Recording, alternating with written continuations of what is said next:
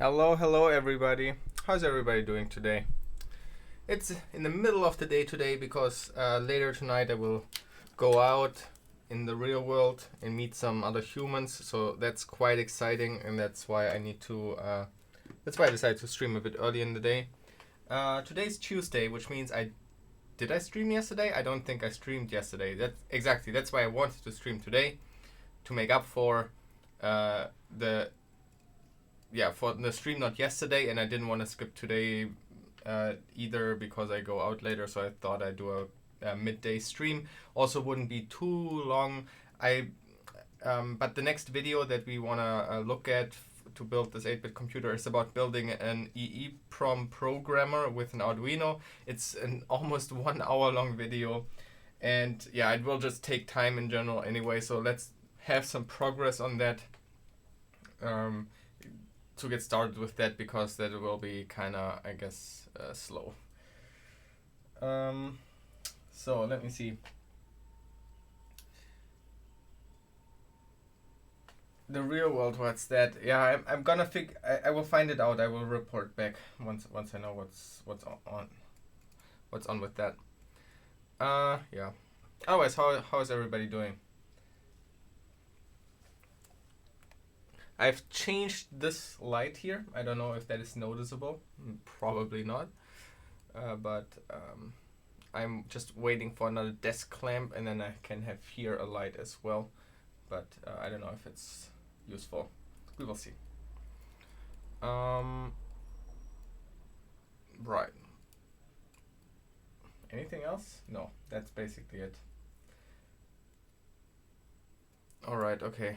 Yeah, there's one other thing. Okay, so I receive these emails all the time. It's super annoying, and you know my stance that I don't want to advertise it. Okay, this is not an ad. I don't want to advertise it. I encourage everybody to not get one, but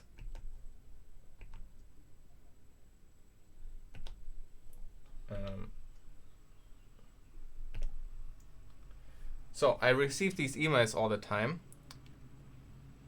Crap. So they are asking, what would be your price for one YouTube mention that is like 1 to 2 minutes long? So I'm asking you, what is my sellout price? What do I answer them? And for what amount will I break and do advertise this product? What should I respond? 2,000? Are you kidding? That's way too low. Holy, never. I was thinking about another zero. That's probably, for that amount I might do it. But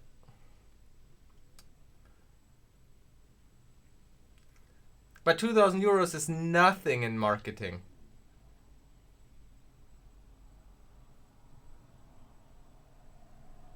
Especially if I have to, bend my morals a little bit. That has to be at least a zero, but I'm not sure about it, so that's why I'm asking. I thought about writing back 50k, but then I was worried that they might say yes. Probably they won't, obviously, but if I respond, I need to be ready to do it in case they say yes, or if they do a counter offer. So I needed to check in with all of you to see, what is an acceptable amount for me to sell out for.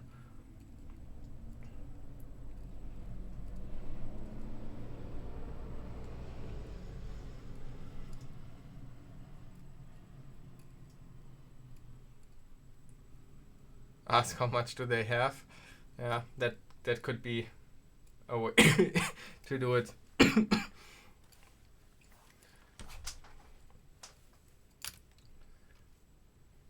But I'm curious. I wonder what other YouTubers are charging. I don't have many YouTubers friends, so I don't really know.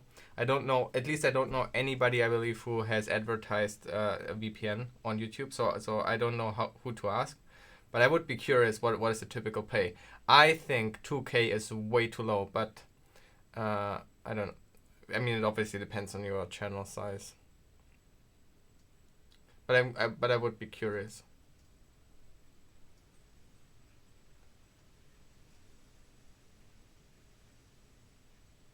Just put a skip to the on screen before the ad. Yeah. Or make the ad super tiny. Just so tiny.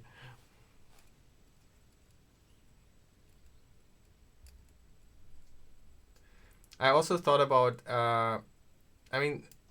they didn't say any rules, so I thought about making a very critical a video about saying not to get one and still charge them for it. That's also what I mentioned.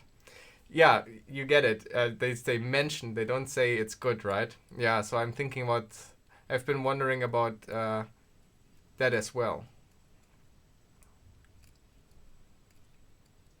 Make a video on how to set up your own VPN endpoint. Yeah.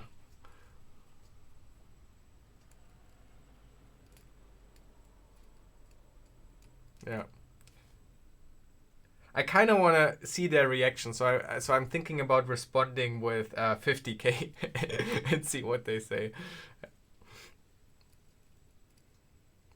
I already mentioned it for free. They had a good deal. Well, if anybody of you buys this, I will ban you from all my videos and take back everything that you learned by punching you in the face and knocking out the brain cells. Okay? It's not that NordVPN is bad, it's because VPNs are bad.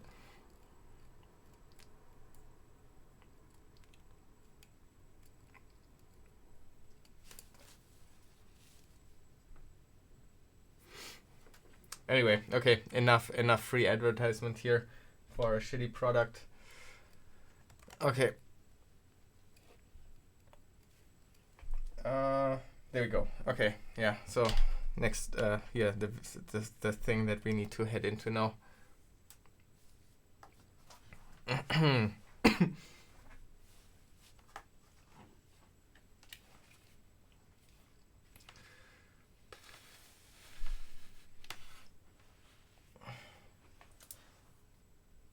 .555 timer. What are we doing with those? Where do you have the .555 timer? From 555 timer. Where did you see that? We did for the clock. Yeah, I mean that was the very first video that we did was the 555 timer. We are long past that. So I wonder. Oh, that list of ICs. I'm not quite sure what you're talking about.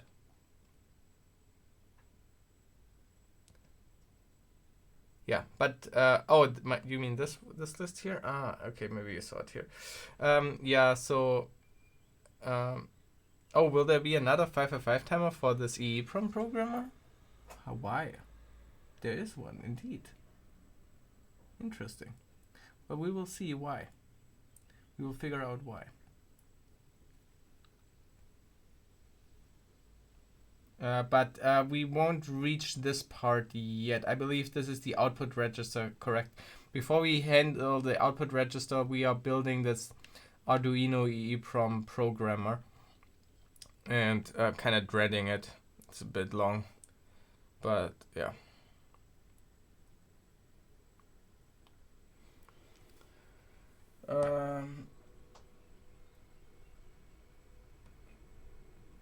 All right. Let's head in. No, I'm so dreading it. I'm sorry, I'm procrastinating this. Let's go. Previous video, we hooked up this EEPROM, and we were able to hook some switches up here to our address lines. And by setting these address lines, we can get different data out of the data lines. We could program it by setting the address that we wanted to program, and then setting, hooking these jumpers up to put whatever data we wanted into the chip, and then pushing this button here to write that data. And that was fine for writing a few bytes, programming a few bytes into the EEPROM. But if we want to program more than just a few bytes, that's going to get really old. So in this video, I want to look at a much faster way of programming this chip with a lot more data.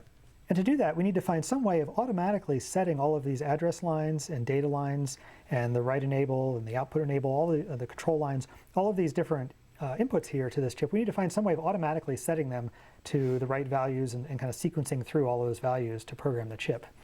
And so what I'm going to do is look at using an Arduino for that, because the Arduino, lets us hook it up, from USB to our computer, and then it gives us a bunch of digital outputs that we can program. Now, I could certainly use this Arduino Uno, no problems there, but I'm going to use instead the Arduino Nano, which has exactly the same functionality. It has all the same outputs.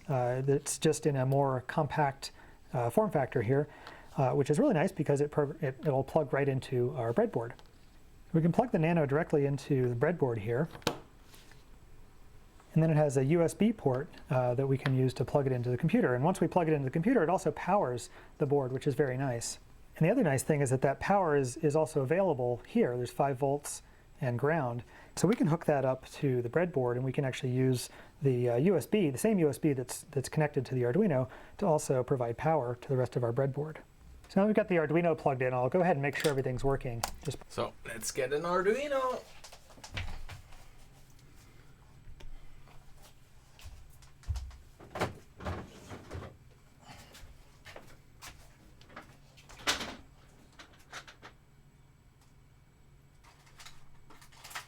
Like a while ago, not really needing it, I just bought like these packs of Arduinos.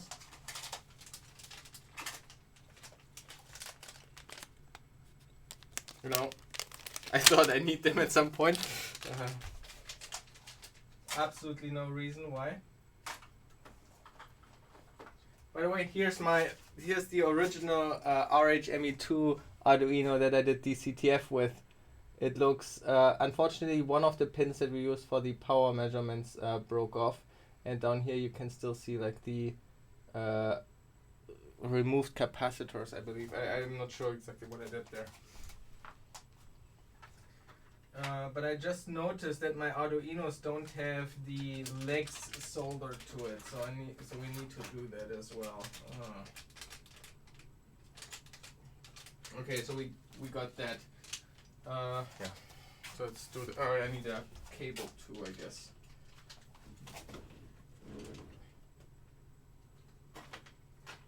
Mini USB.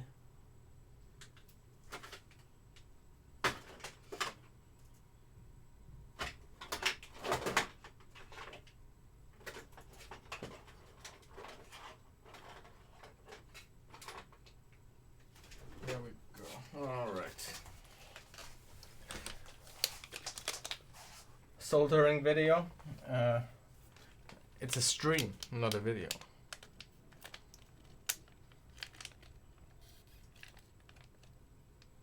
I got to tinker with an Arduino for a couple of hours at work today. How come? Like, that sounds weird.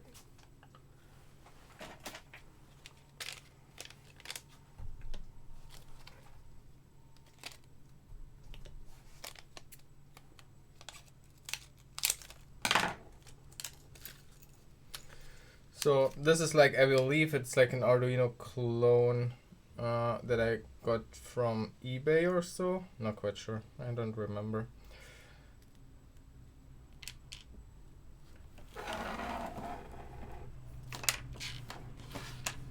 Okay. I guess. How do we do this? Does anybody know, is this like solder safe, this cutting mat? Are they like heat resistant or so? Or will we find out? Because I believe I will just like, I guess, okay, so here you will see me, you will see me now being a solder noob. Ah, crap. Every time I forget this. Put them on the breadboard and solder them. Thanks for this, because this is what I wanted to do, but I was not sure if that is the right thing to do. But I very much value your opinion, so if you say that's the way to go, I will definitely do it. Okay, so put that with the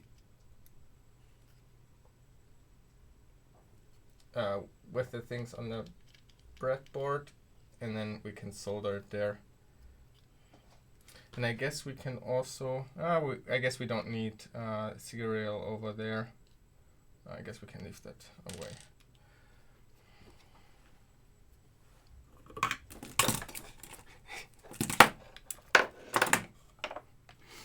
As long as I'm not being judged by people that do hardware, that's all that is important to me. Or not be judged too much. So do I apply? So I would now also apply this here a little bit. Is that correct, or is this bad what I'm doing there?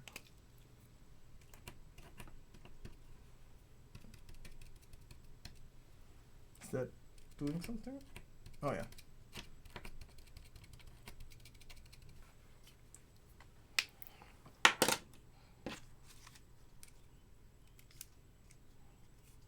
Also suck at this, so I'm learning from you. I'm not so sure if you should learn anything solder-wise. Only apply flux for SMD stuff. All right. I'm not sure if you should learn solder from me. I don't think I'm particularly... maybe a bit harder. I don't think I'm particularly great at soldering.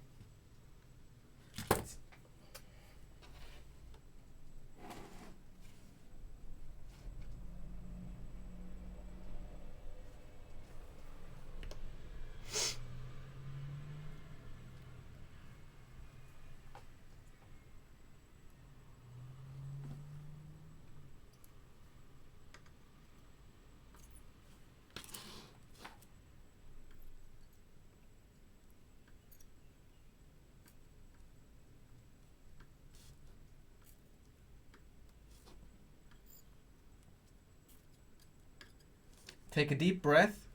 The magic smoke can give you magic abilities as well.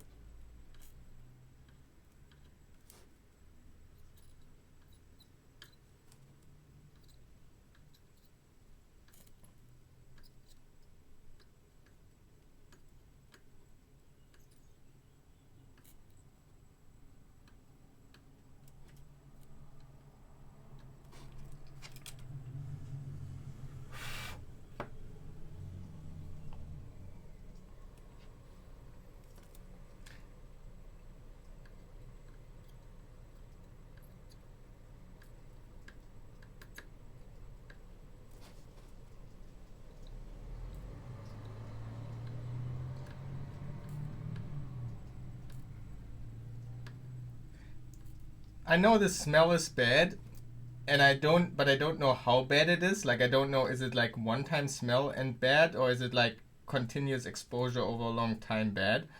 So I tell myself it's like drinking alcohol. It's probably okay if you do it once in a while and enjoy it, but you shouldn't do it more often. So that's why I still enjoy that smell. That's at least what I tell myself. And clean the tip. Yeah, I clean the tip over there. I hope that it's at least cleaning. I have this here, this thing.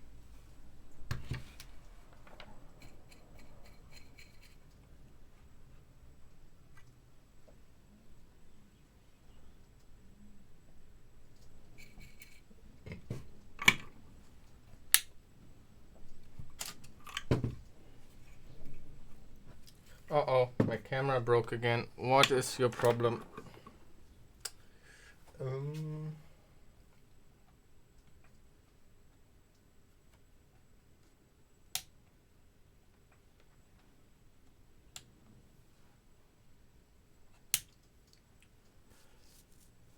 Redo D3 and to D5. Did you see them to be shit or what? They look fine to me, or why are you saying this? D5 is bad? Looks totally fine to me. But let's see. I mean, conveniently the camera breaks now. Okay, there we go.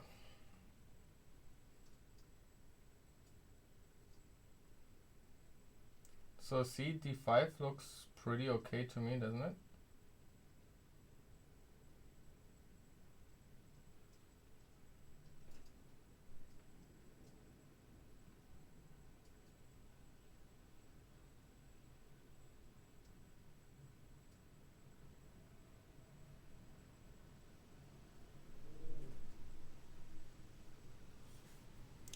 Looks very good, thank you. You have seen worse. All right, I'm glad. Okay, cool. And then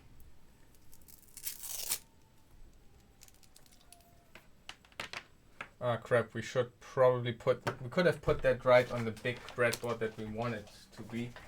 God damn it. Where do I have my breadboards? Maybe in that box down there.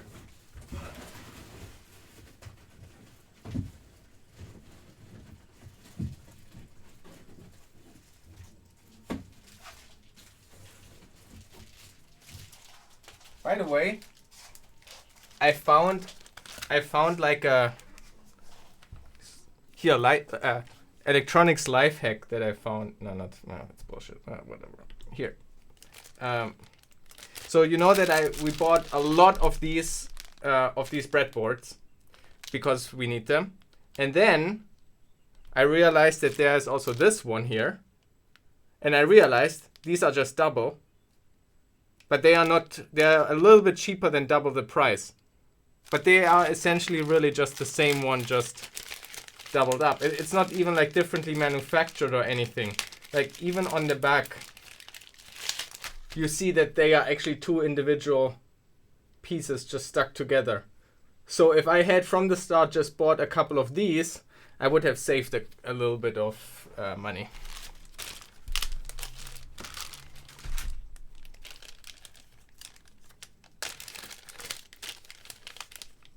You didn't clean the flux? How do I clean the flux?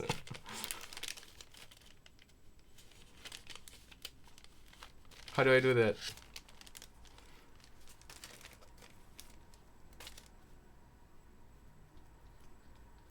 Isoprop. I do have some isoprop here.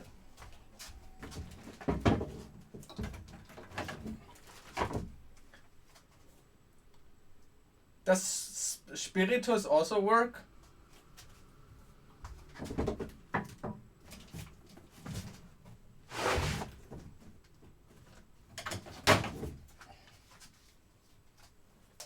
But here's all. Is isoprop 70% okay to clean it with?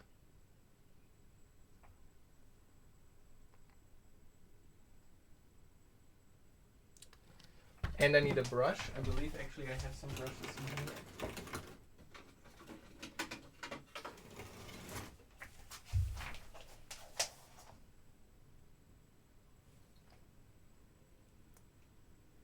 It's good enough? Okay.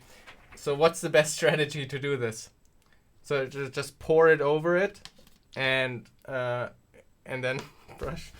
I guess I would need a little bit of a small container, huh? Wait, let me check something.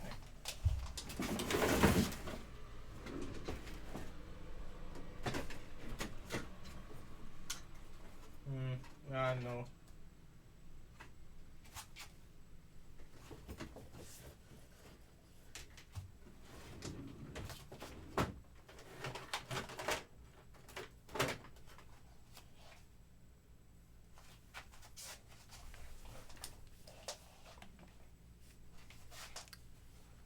What, guys, is perfect for cleaning anything. I'm happy to inform you that we have a spray bottle with vodka for cleaning in the kitchen.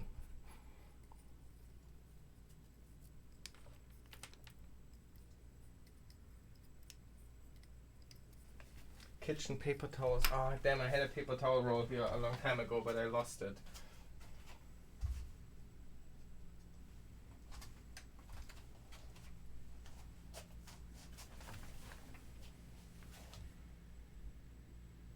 Or a bowl. Plastic is fine, right? It shouldn't attack plastic.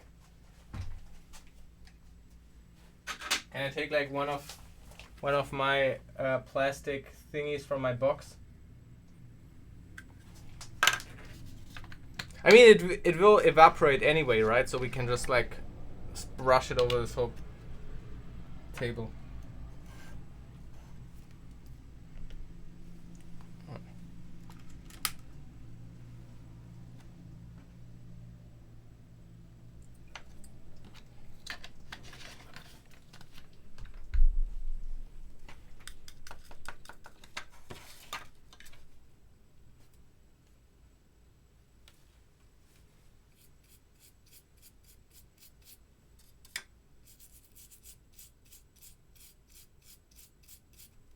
Is that good?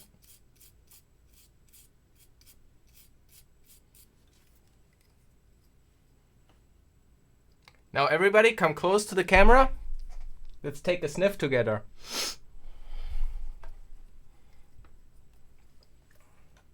I keep that close to my nose now.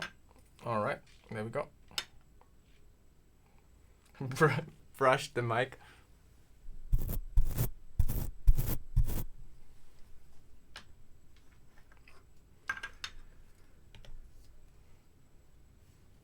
Okay, let's get that off here. I guess I try like this.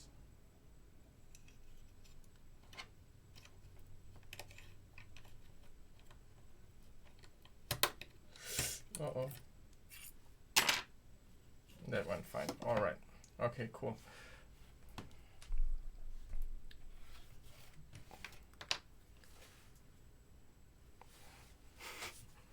Yeah, ASMR. I need to make like a whole like serious ASMR video with all this electronic stuff at some point. I feel like there's a niche about technical ASMR. Some good typing and but obviously typing is like basic stuff, right? To make your technical ASMR channel successful, you need to do wire clipping, of course. We have learned about that. Compiling spinning noises of your CPU fan.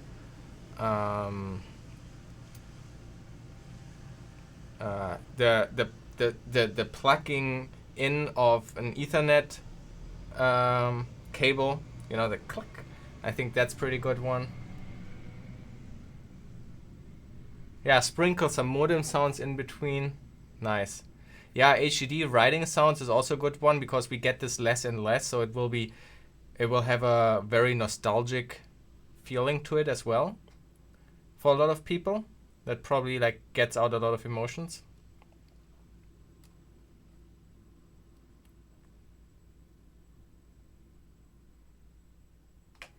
Yeah, sounds good. Okay, cool. So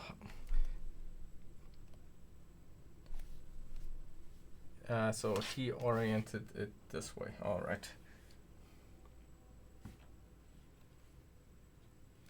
Oh my gosh.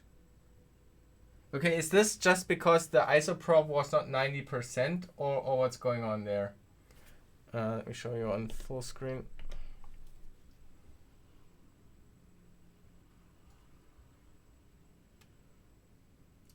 See that white stuff that now appeared? Now it looks worse than before I cleaned it.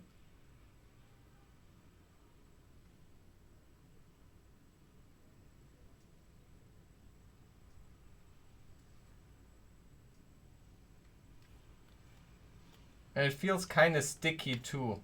Like, see, I can almost like lift it up with my finger. Maybe there was some other shit in this as well. Let's see. What was this?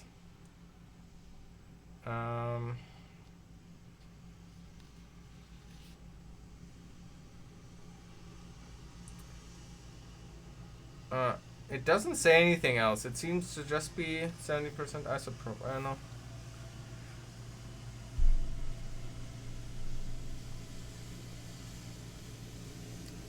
Haven't you cleaned the brush before? Okay, I have no fucking clue what I used this brush before. That could be a thing.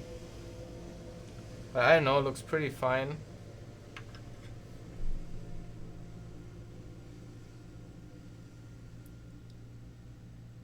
Okay, let me get my makeup equipment, okay? 1 second, let me get my makeup equipment here.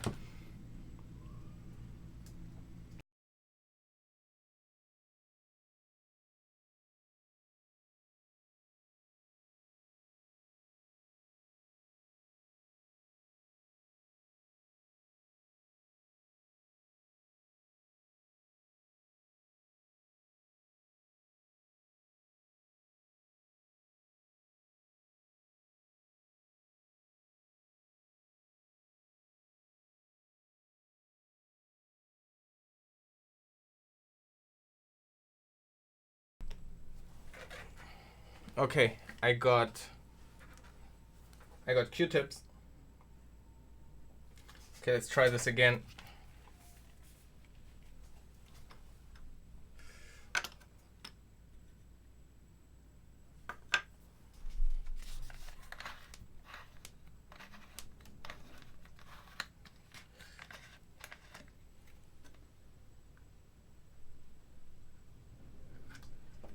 But this isopropyl also doesn't seem to evaporate like very well or quickly. Maybe it's really a bit bad, the 70%.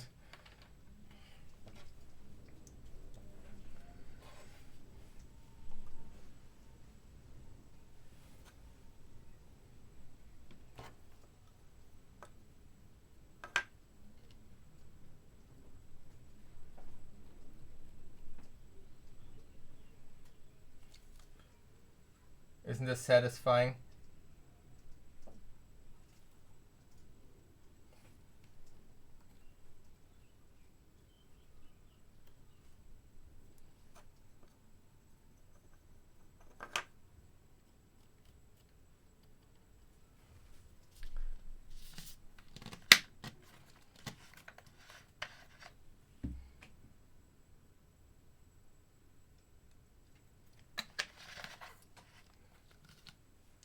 %30% is water, is not ideal. Yeah.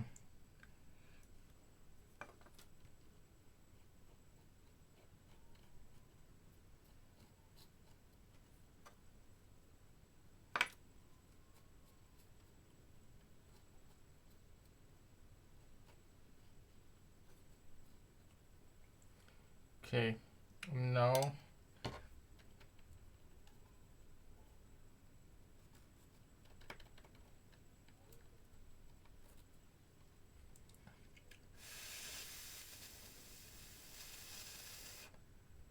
wow, okay, wait, let me do this again. This is interesting. It gets worse, by the way. Okay, look. Okay, looks clean as heck now, right?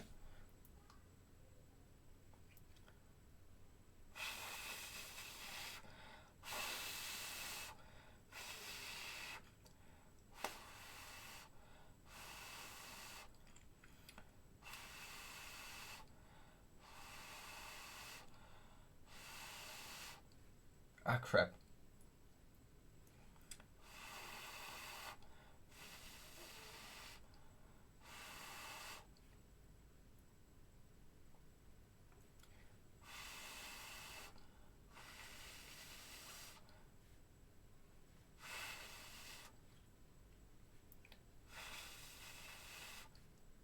See how the white stuff is forming?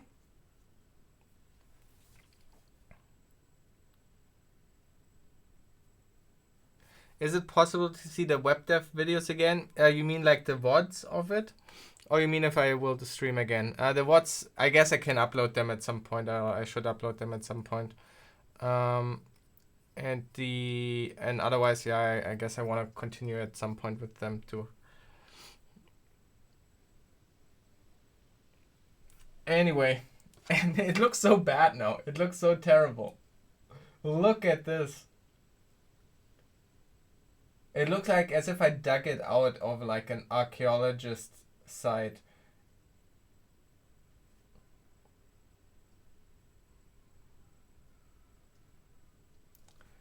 It's not on Patreon. It's not on Patreon.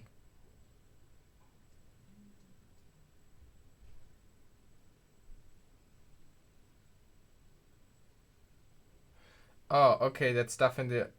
Okay, I tried to kind of dry it off with additional Q-tips, but let me see if I can just use some like tempo stuff.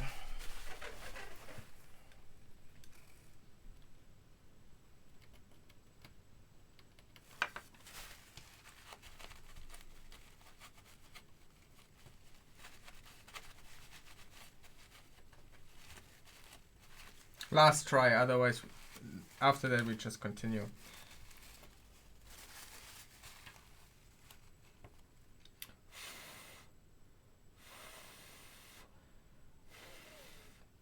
This is just terrible.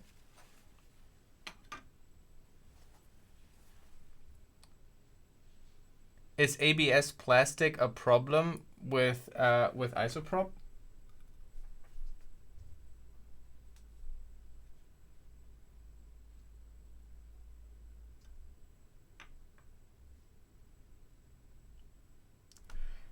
ISO dissolves ABS. This is what you tell me after I put it in some kind of plastic container that I don't know what it's made of?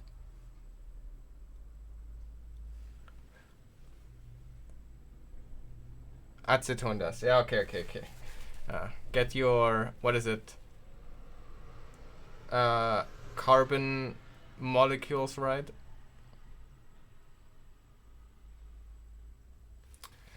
Every page except the main one gives a 5.0 bad gateway error. That shouldn't be the case. I didn't change anything and it should working. However, Jenny, there are some weird quirks about the way. What browser are you using? Okay, well, awkward.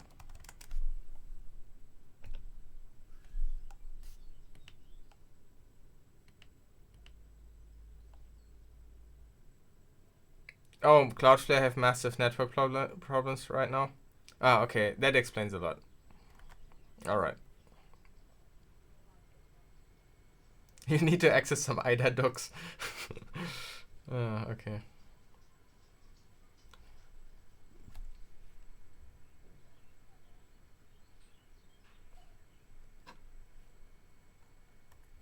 Okay, Cloudflare's down. All right, I'm happy about that. Then it's not my problem. Okay, anyway, let's continue with this. The Arduino looks like shit, but it's fine. Who cares? Let's just hope it works. Yeah.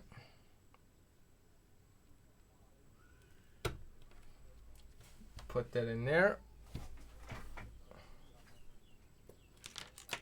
Oh, Discord is also down because of it.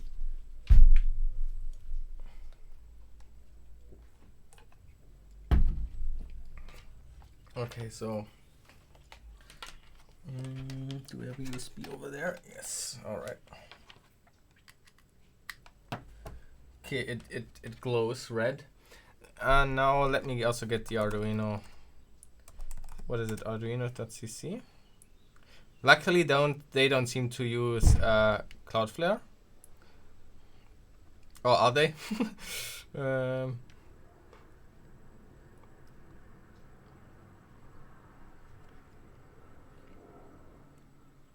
Decentralized internet, by the way. Yeah. Okay, are they also using Cloudflare? It's a bit awkward, huh?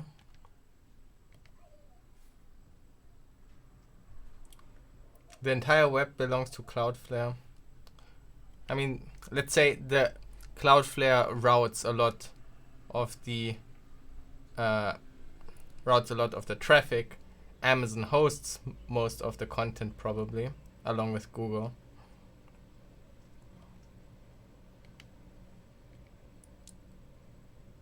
It's decentralized between two companies, okay? That's good enough.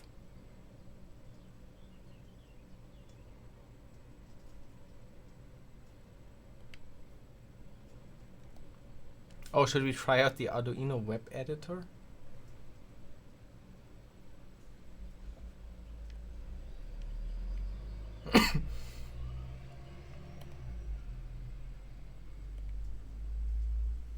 Oh no! Cloudflare!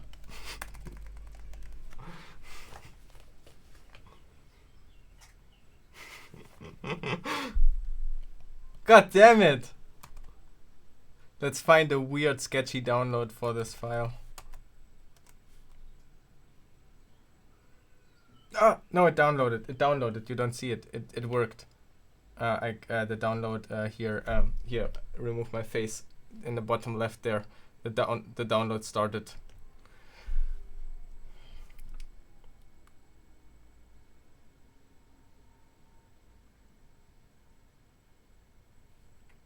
Okay, there we go. Got it.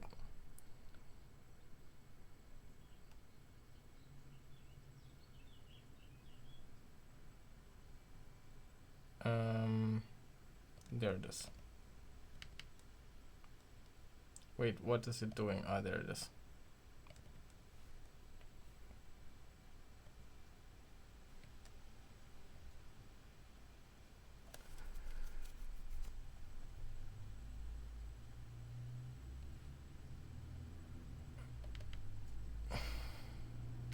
Oh my gosh, this is way too complicated. Arduino Linux setup sh. Okay. Do we need a terminal? Wow, this is like here, you know, this is like advanced.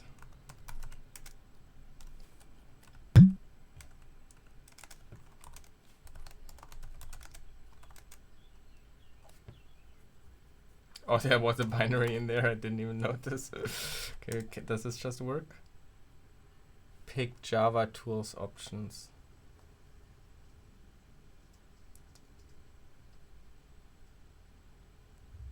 Please consider reporting this to the maintainers of processing. All right, let's not do that.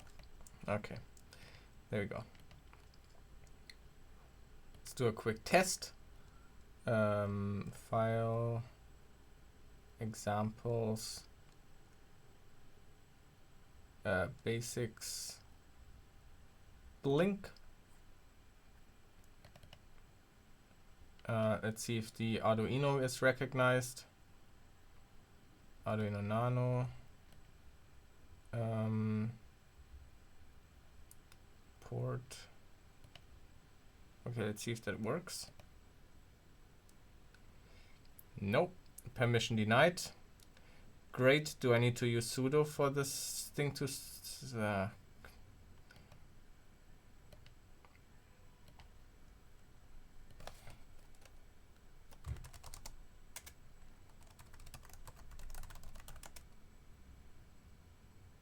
Good job.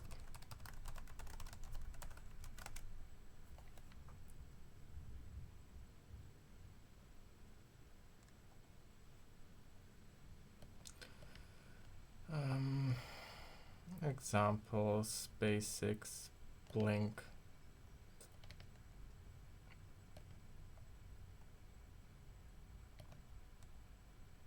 Ah crap, did we need to select?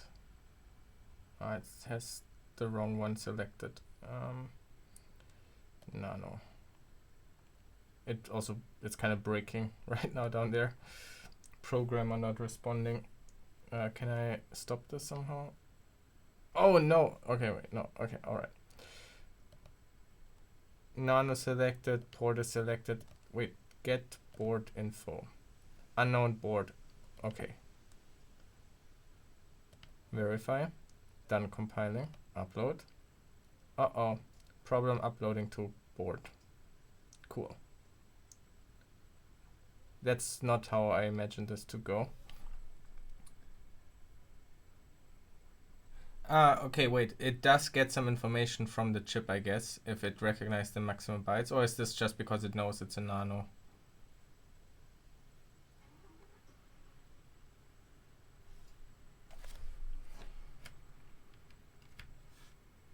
Or maybe this board doesn't have the Arduino bootloader already on it or something like that. I have no clue how this works.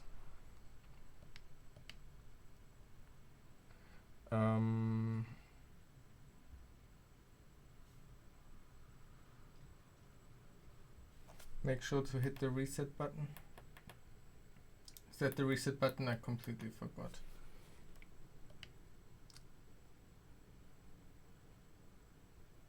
Why is it still like attempting to upload to the board? Can I not cancel this? Why is it still running?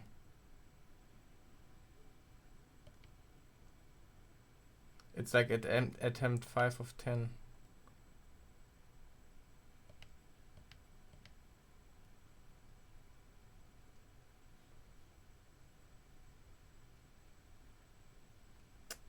Now serial is dead.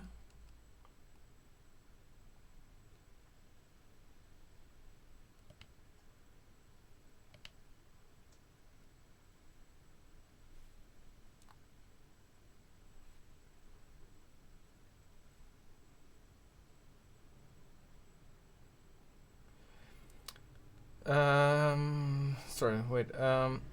Yeah, hit the reset button before you upload to the board. Also make sure you have the second pop under window, the second pop under window closed. You mean this here? Yeah, it has been a while since I programmed an Arduino. Maybe I thought it was so simple, but maybe I need to like press it or something. I don't know.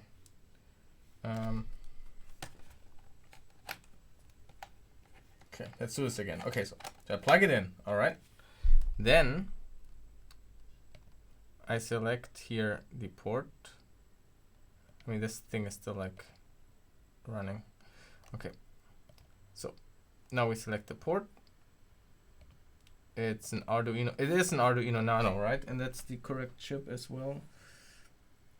328P.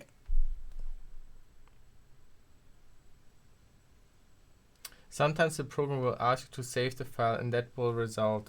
Yeah, well, it's an example program, so it's already saved. It should reset automatically if the board isn't complete shit. Yeah. The isoprop is at fault. Okay. Okay, I pressed the reset. Yeah. I also remember this. It should be able to send the reset over serial.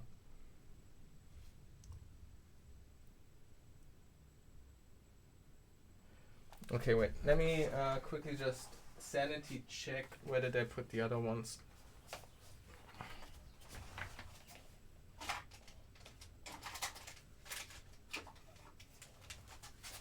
Yeah, I have a couple of them. So that's just like board is drunk now. Try new USB. Yeah, try different USB cable. Yeah, that could also be a test we could do.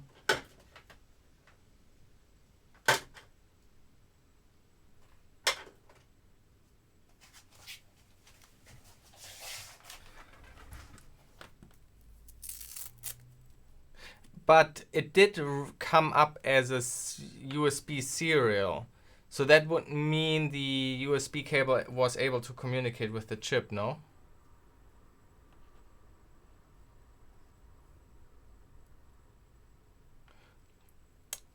Yeah, Gunwell streaming on YouTube is also always muting himself. But this is an unimportant laptop. That's just like streaming laptop. There's like nothing. You could even see the password. It doesn't matter.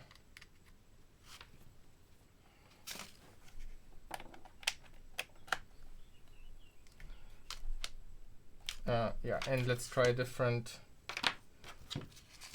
Here, remember this Arduino? This was in the video of the fault injection. I went outside with a camera and sat in a bus to film a short acting sequence, and it was so cringy.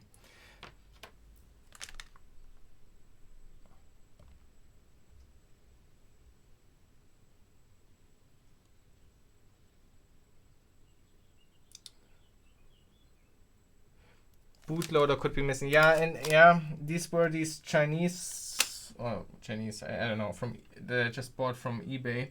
So maybe they are, yeah, maybe. How does this work? I've never written a bootloader. Can they on chip like do the bootloader already, or is that like, or would you need other tools for that?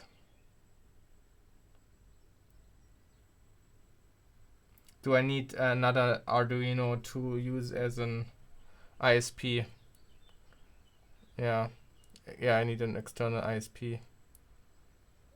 You need the CHD 430 driver. But because the USB thing is coming up, it should work, right? We should try processor at mega old bootloader. Processor. Oh, interesting.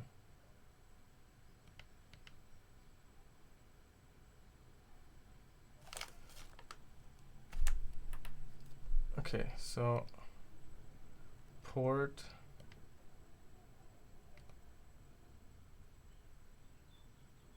Done uploading. It's blinking. That was it. CMAX Media. Awesome, thank you.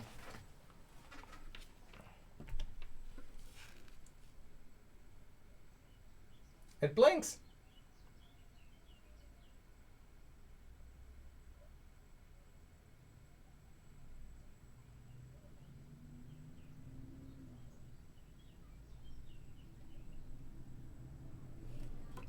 Okay, cool. So this works.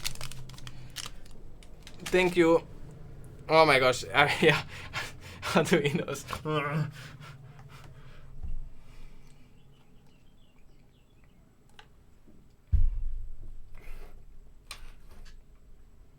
Okay, cool. All right. Excellent.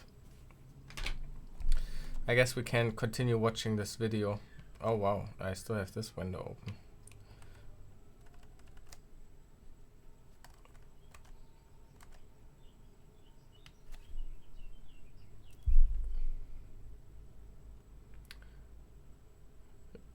You recommend Platformio as a... I've never heard of this.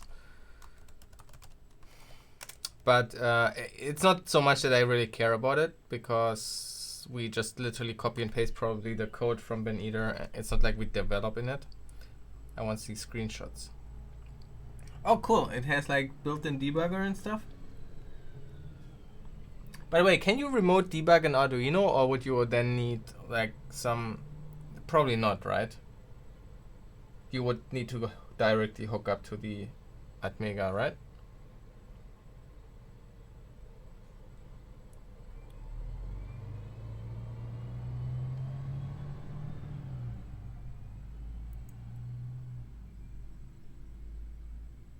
You can, but it's complicated. Alright, okay.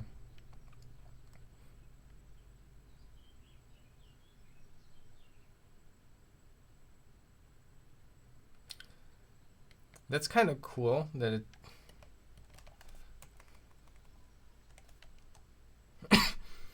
shows you here like the peripherals and the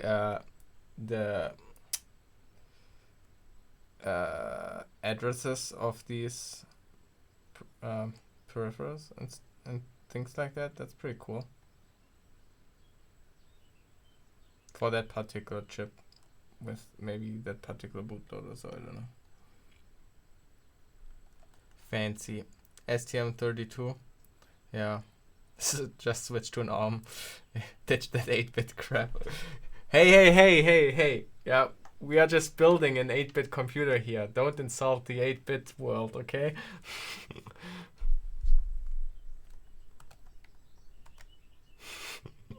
That's different, yeah. I wonder, do I even have... Yeah, I do have an STM32 board here as well. From the Ledger videos. Somewhere I have that box. Yeah, probably. Yeah. Anyway. Nice thing is that power is also available here. There's 5 volts and ground. So we can hook that up to the breadboard, and we can actually use the USB, the same USB that's connected to the Arduino, to also provide power to the rest of our breadboard. So now we've got the Arduino plugged in. I'll go ahead and make sure everything's working just by loading up one of the basic examples here, the blink example. And this basically just flashes the LED that's on the board. So I'm going to make sure under Tools I've got the Arduino Nano selected as my board, and I've got the right port selected there. And go ahead and compile and upload. And it looks like everything's working fine. Our LED is now blinking on the board.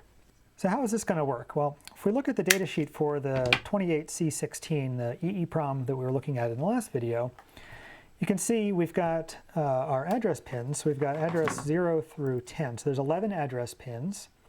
And then, of course, 8 data pins, 0, 1, 2, 3, 4, 5, 6, 7. So 8 data pins.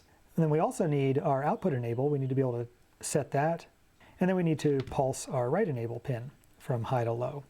So that's a bunch of pins that we need to control. And if we look at the Arduino, you see we've got, in terms of the digital pins that we can control, there's basically 14 pins. So there's 0 and 1 here, which are also marked as RX and TX. And then 2, 3, 4, 5, 6, 7, 8, 9, 10, 11, 12, and then D13 is over here. So those are the digital pins that we can control from the Arduino. So that gives us 14 pins. So how do we use those 14 pins that we've got to control, essentially the 11 address pins plus the 8 I/O pins, so that's 19 pins, plus the write enable and output enable pins. That's 21 pins. So we need to be able to control 21 inputs essentially to the EEPROM using just 14 data signals on the Arduino. So that sounds like a bit of a problem. Shift registers? But actually it's worse than that, because these first two pins, TX and RX, you can only use those if you're not using the serial interface with the USB. And as you'll see, we really want to use that serial interface, because if we want to read what's on the EEPROM, it'd be nice to be able to read the data from the EEPROM and then send it to the computer so we can display it on our screen or something so it's easy to read. And to do that, we need to use the serial interface through this USB, and that takes up these first two pins. So instead of 14, that leaves us with only 12 data pins to work with. And so you could say, well, we definitely need to be able to control the 8 data pins, because that's what's, where we have to run. Why would you switch out a PC for a Raspberry Pi as a daily driver? How does that make sense?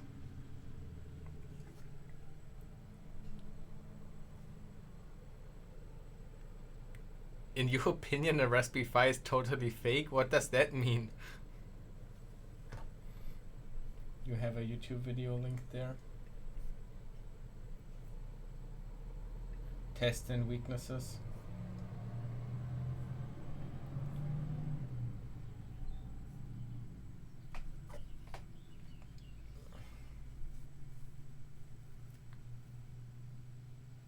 Because it's small. Get like a MacBook Air, or what are the other? Wait, how are these? What is this form factor called again? How is that? How am I forgetting this?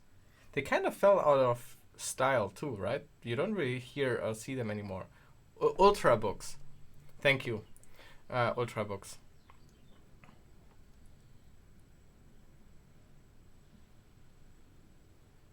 Yeah, or something like an Intel NUC or so. But maybe you really want ARM. The Raspberry Pi is super cheap. I mean, yeah, it's cheap hardware. I know. I wonder if you can really use Chrome on it.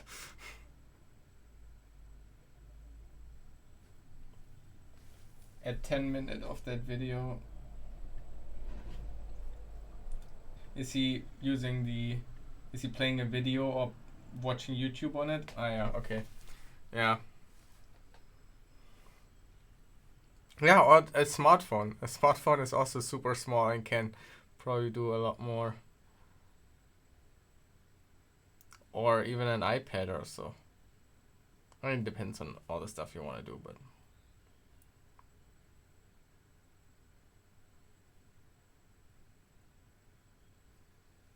Yeah, anyway. Write all 8 at the same time. When we hit this write signal, all 8 of these bits are getting written to the chip at the same time. So, we definitely need 8. It can run 3 monitors at 4K, so it could work. Yeah, but it can run monitors at 4K, but it probably cannot run and decode 3 4K videos simultaneously or something like this. I mean, I haven't watched the video that was linked here, but I would assume that it struggles with when you actually try to, it cannot magically run a game at 4K for that price, of course.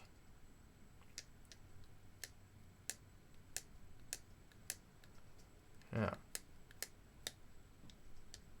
Yeah.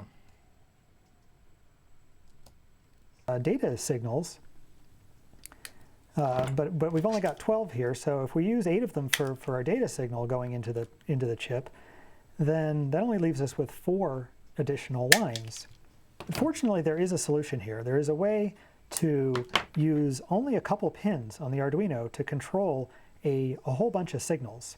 And the way to do that is with something called a shift register. So as the name would imply, a shift register is a kind of register, and registers store data. And so we can basically build one using D flip-flops. And so this is a 74LS74, which has 2 D flip-flops on it. And I've got it hooked up here so that this button here controls the input to the to the D flip-flop. And then I've got a clock hooked up to it as well. And so just as a reminder of how this works, if the clock pulses, then it latches whatever is on the input. And so if I'm not pushing this button and the clock pulses, then it stores a 0. If I am pushing the button here and the clock pulses, it stores a 1. And then if the clock pulses again and I'm not inputting anything here, it stores a 0. But what we do with the shift register is we take the output of that D flip-flop and we hook it into the input of another D flip-flop. And so what happens now is if I clock a 1 into this D flip-flop, that 1 is now serving as the input for the next D flip-flop. And you'll notice I've also connected all the clocks of these D flip-flops together. And so on the next clock pulse, this 1 here is the input for the next D flip-flop. And so you see on that clock pulse, that 1 comes over here.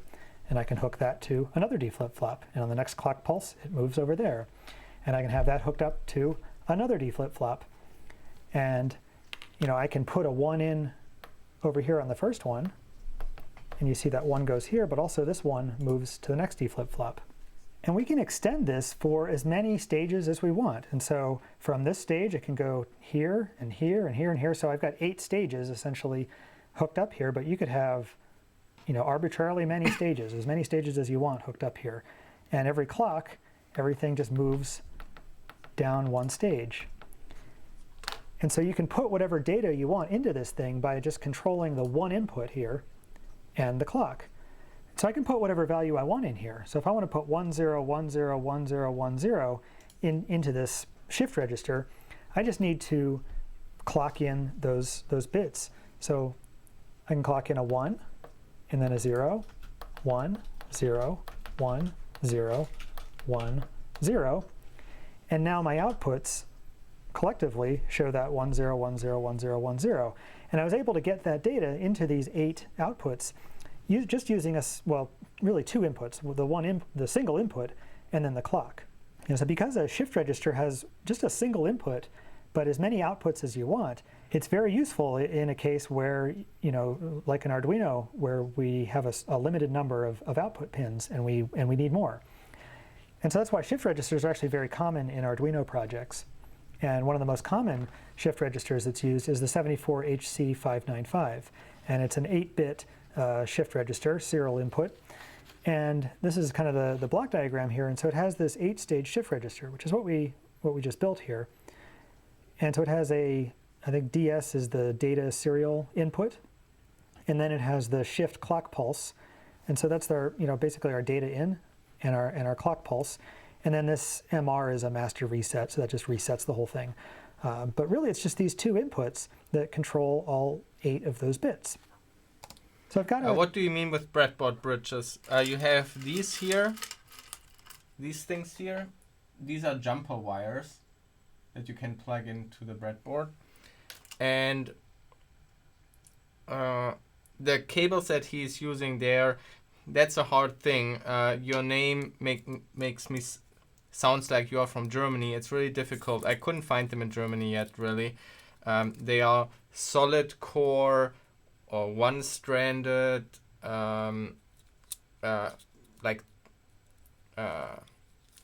cables. Sometimes in Germany they are referred to as Klingeldraht or probably Klingeldraht is the best way to find it. But the thickness of them is obviously important for breadboards. So the particular ones that I'm using here are 22 AWG. That's the thickness. You can convert that to other values online. God damn it.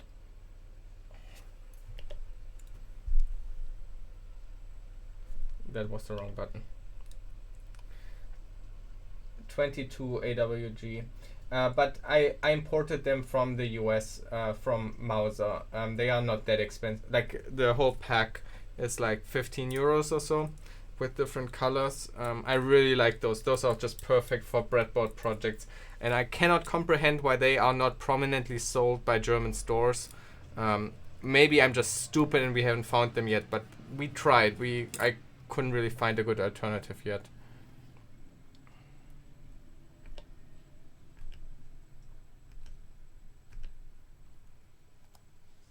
74HC595 here, and I've hooked a few things up. I've got, power and ground hooked up to it here.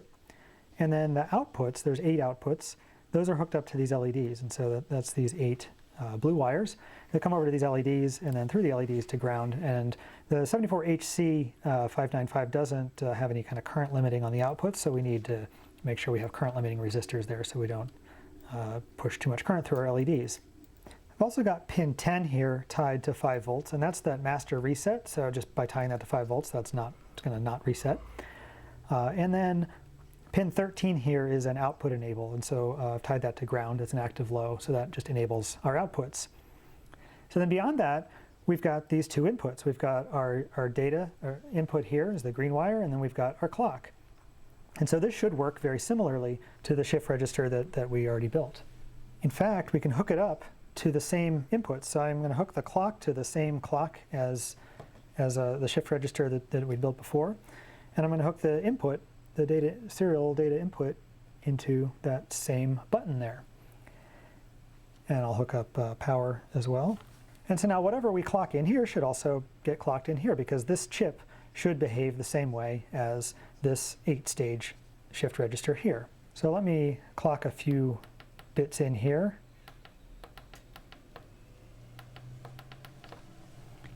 And you can see we've got 1, 1, 0, 1, 1, 0, 1, 1. And that's the same thing that we've got down here, 1, 1, 0, 1, 1, 0, 1, 1. So great, using just 2 pins, and these could be 2 pins coming from our Arduino, we can control 8 or even more. We could cascade these. Like we could have the output, the last output of this go into the input of another one of these 74HC595 and get 16 additional outputs here.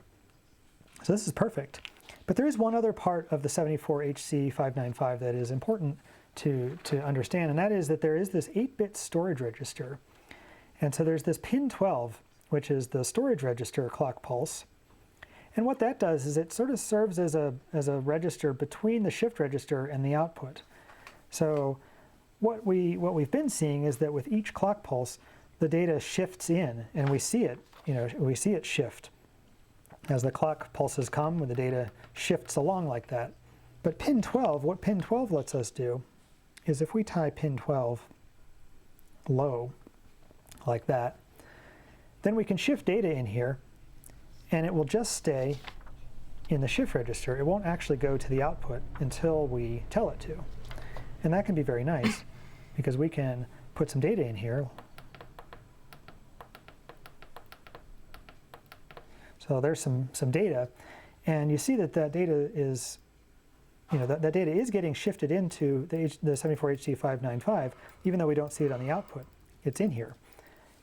All we need to do is then take this pin 12, this storage clock pulse, if we take that high, you see now the data shows up on the output. And that can be very handy, because if you want to change all 8 of these pins, you don't necessarily want to shift it around, because who knows what that's going to do to whatever this is hooked to.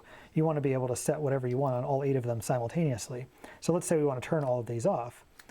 We could just shift in all zeros, and then once all zeros are shifted in, then we just flip that and it shuts them all off. If we want to turn them all on, we can shift all ones in. Once all the ones are shifted in, we can turn them all on. And so really, to use this properly, we want to use all 3 of these signals. But that still gives us an awful lot, because we can use 3 signals to control 8 or 16 or 24, 32, however many outputs we want to control. So the 74HC595 is definitely going to help us overcome this problem of not having enough pins on the Arduino. Okay, so we determined that we're going to need 2 of these 74HC595s. So let's get those 2 HC595, right?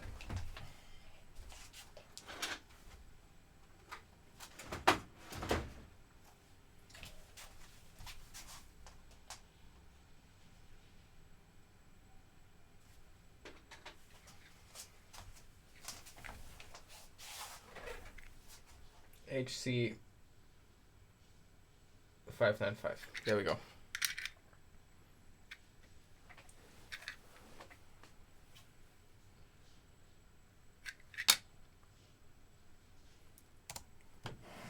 Let's add 2 of them to our board here.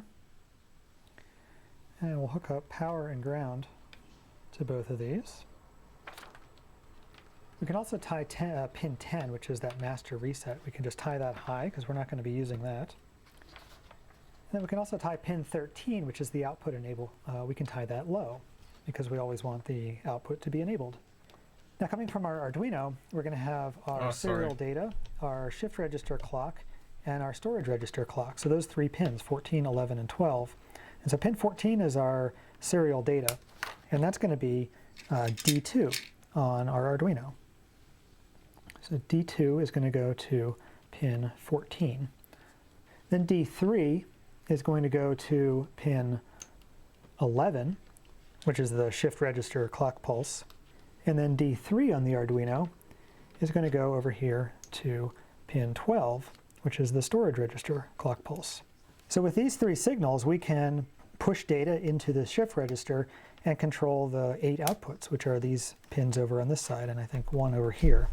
Now to hook up the second shift register, conveniently they give us a tap here for this last bit, because if we're clocking data in here, that data is first going to go to this bit, and then it's going to shift its way along here until it gets to this last bit, and we want to be able to keep shifting it into the next chip. And so what we want to do is connect pin 9 of the first chip back into pin 14, which is the serial data input of the second chip. So if we hook pin 9 here to pin 14, that provides the input for this next chip. And then the clock should be the same. Actually, both clocks should be the same. So the shift register clock from the first chip is hooked to the shift register clock, the second chip, and that's the same shift register clock that's coming from the Arduino. And the same thing for the storage register clock. And so those clocks are all just hooked up the same. So now, from the Arduino, we should be able to, just with these 3 pins, push data out into all 16 of these outputs. So before we get too far and start hooking our EEPROM up and everything, it'd be a good idea to test to make sure this is actually working the way we think it is. Okay, let's also hook that up this way.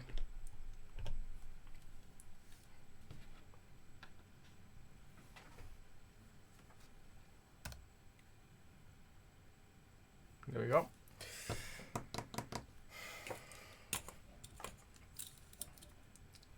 Some boring wire work. It's not boring. It's actually quite relaxing. I just don't know what to talk with Twitch chat about.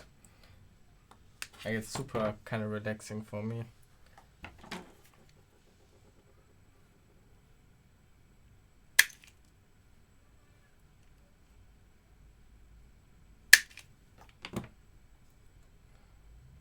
How's my day been? Alright. I'm still on a normal human sleep schedule, so I'm proud of that.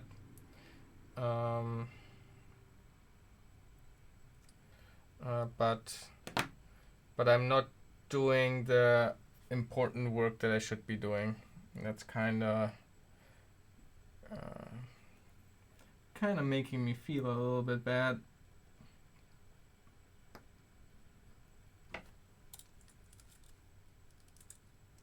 Yeah, don't ask about my thesis, that's what I'm referring to.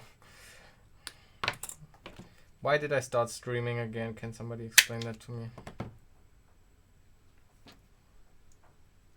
I definitely need to slow down streaming. I can't maintain this. This is not going well for me right now. It's so relaxing and distracting and really stress relieving, but unfortunately important stuff is suffering because of it, and that's not good.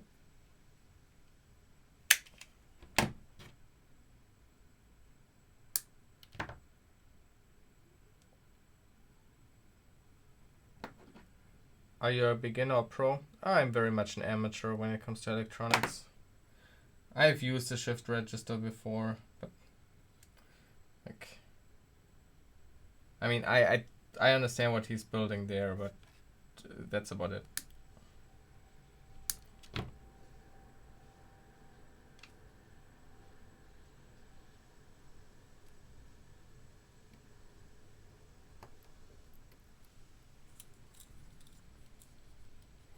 That is why I'm unemployed. You are employed by Twitch chat, Soding.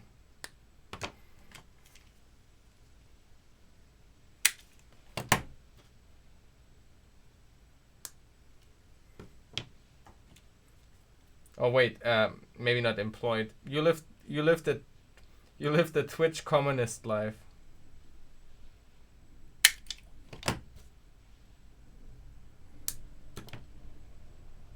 You're just a Twitch salesman.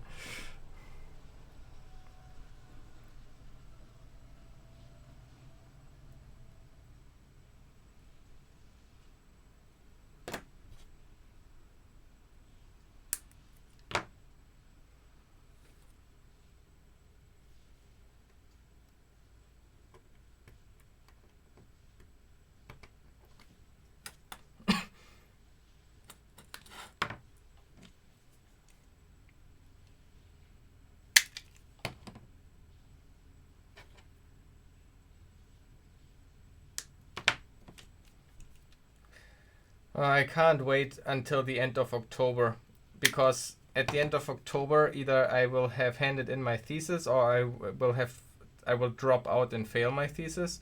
Either way, it will be over. I'm like basically just waiting for that time.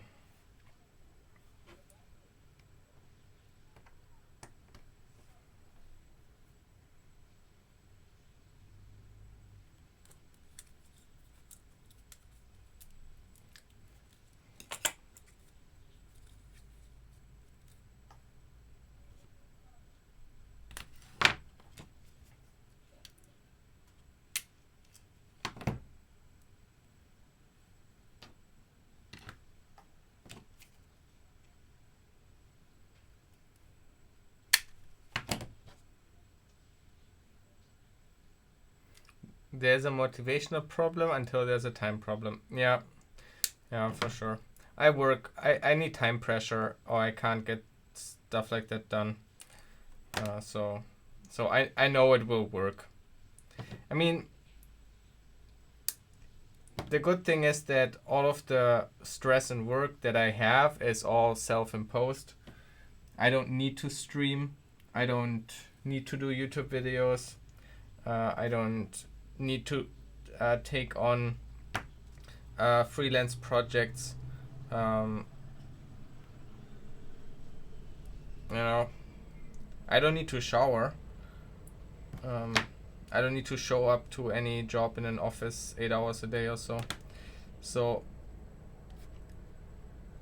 once needed, once the time pressure is really on, I can function. I think, I believe, I hope.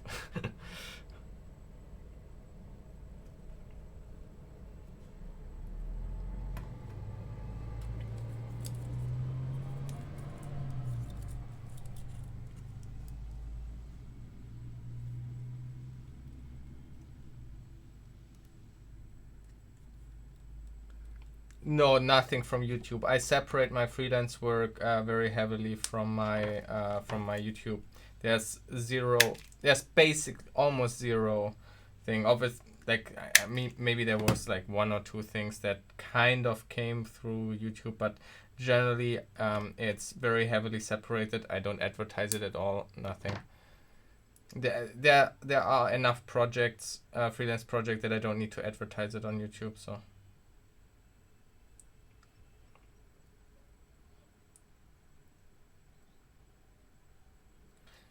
I explained it before. I'm not like directly working alone as a freelancer. I'm in a team of other freelancers, and I'm getting my projects through that. I never work directly for an end client. I always work basically through an agency or through another company for clients in a team of more people. So that's how I do freelancing. If also, I mentioned this also before, if that would change, like if I wouldn't be part of that group anymore, if I would get kicked out or I don't know, whatever, I would probably not be a freelancer anymore because I don't want to work directly for clients. That sounds horrible.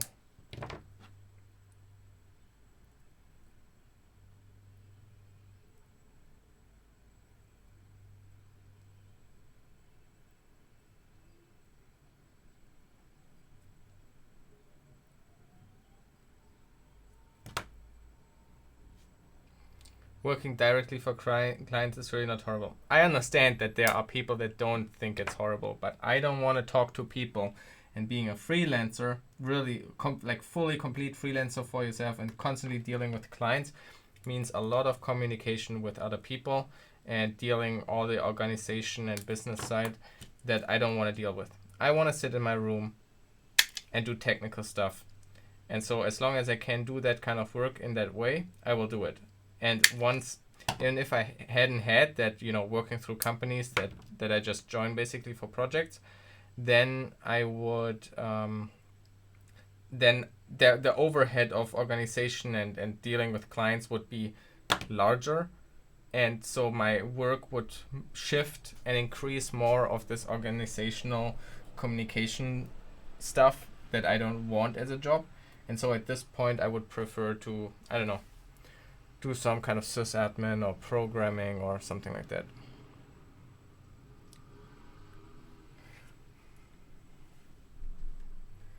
Yeah, I also wouldn't know how to find reverse engineering projects. My best, or let's say if you would put me as a challenge, find reverse engineering projects. My attempt would be trying to find companies that do that and then basically do an application to them and say that you're an independent worker that has capacities to do work if they need additional help.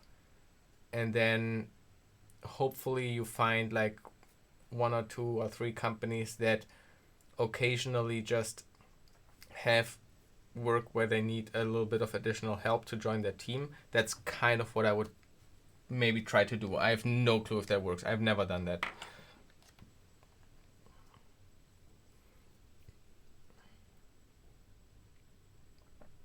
I know people who have successfully found freelance jobs that way. Yeah, I couldn't find any different, like that's the most reasonable way that things to me. But I'm not speaking here out of experience. I've not done that. Okay, this is just if you ask me like, let's mix together a strategy, let's figure out how it could work. Like this would be my idea on the whiteboard.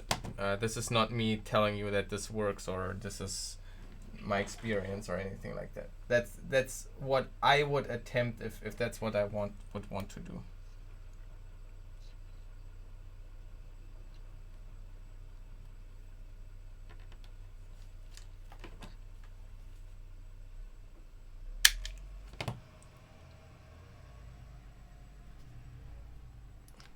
Where's the best way to start freelancing? I have no damn clue.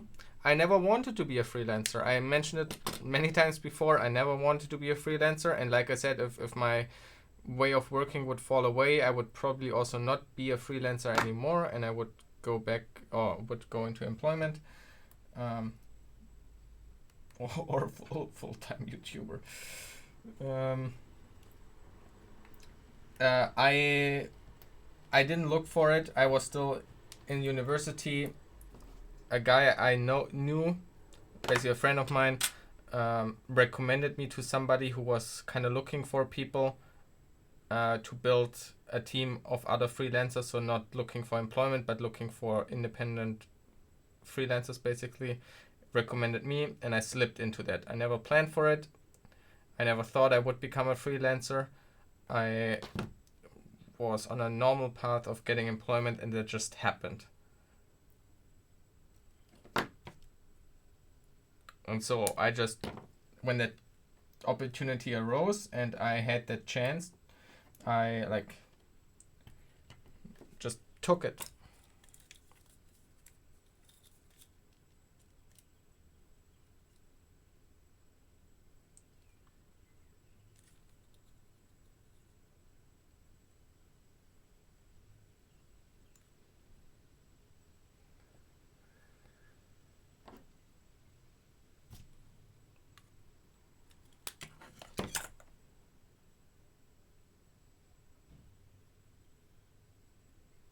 Yeah, or looking for an agency. That might also be the thing I would do. However, I would also...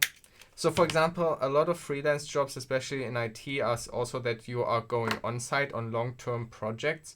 That's also something I, for example, wouldn't want to do. And a lot of freelancers in that space appear to have to work on-site or travel a lot to clients. And that would also be kind of a criteria for me to not continue freelancing if I didn't have the kind of gig I have right now. That's why, again, in that case, I would most likely look for, probably my alternative that I would try first would be finding a remote work, like programming position, or like trying to, I don't know, get into one of these companies that work fully remote. Isn't like GitLab working remote or so, like something like that. That would be probably my attempt. Nice wiring action. Thanks. Yeah, we take it very slow.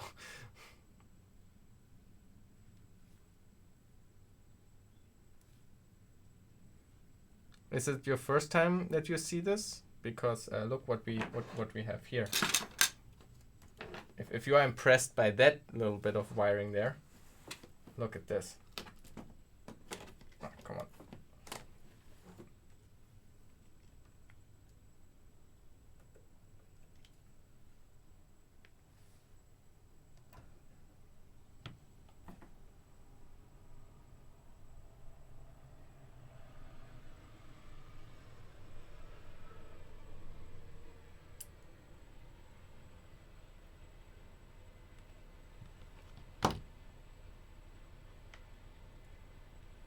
Yeah, so we are building this, we follow this YouTube series by Ben Eder of building an 8-bit computer, and what you are looking at right now is the RAM module.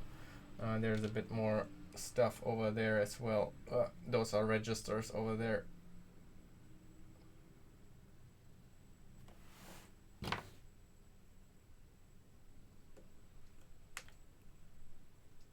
And here in the overhead shot you can see it a bit better.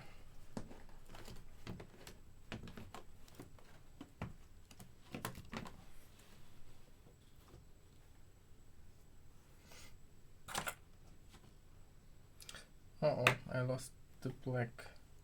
Ah, no, there it is.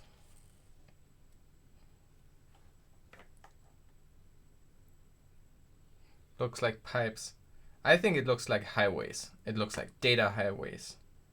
Like the things that you imagined as a child that you could go into and travel around in.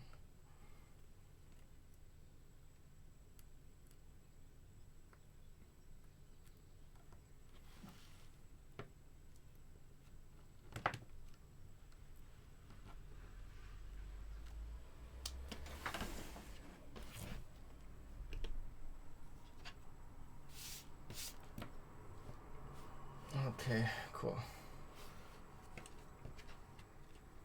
And then, what color wire is he using there again? I guess blue, maybe?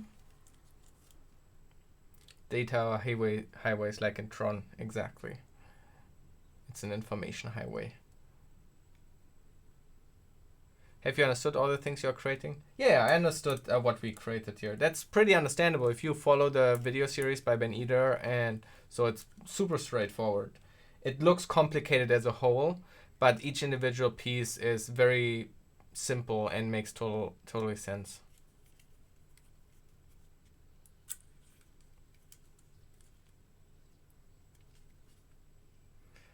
Okay, so what did we connect here? Maybe I should also plug this out for now.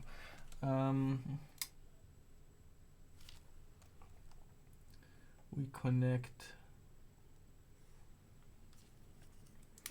We start with D2 here. Okay, D2 goes to the third pin. All right.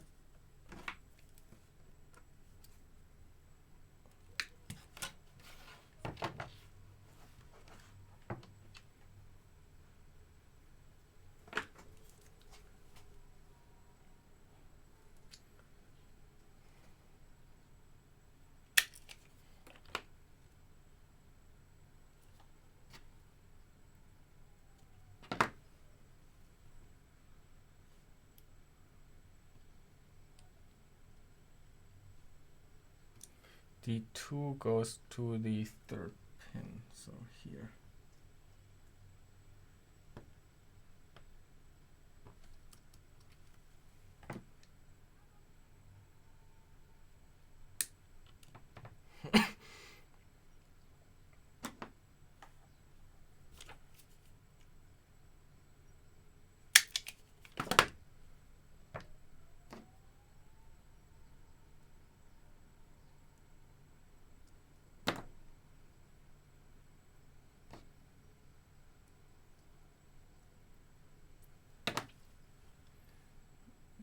2 goes to the third pin. There we go.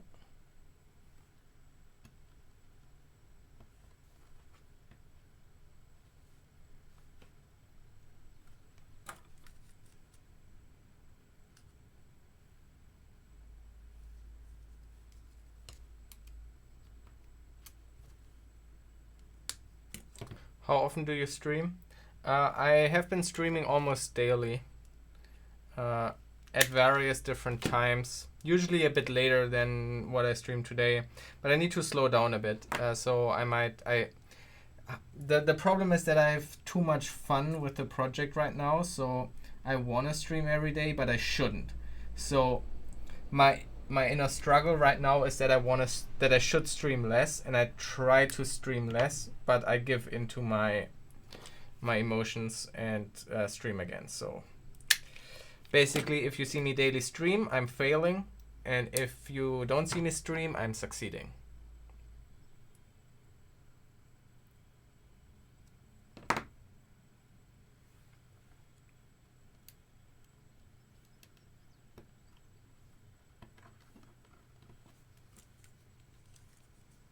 I'm failing right now, correct.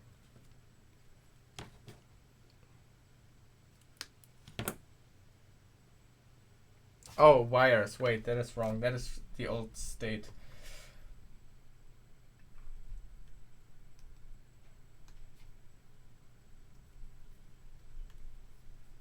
Twitch chat, where's Twitch chat?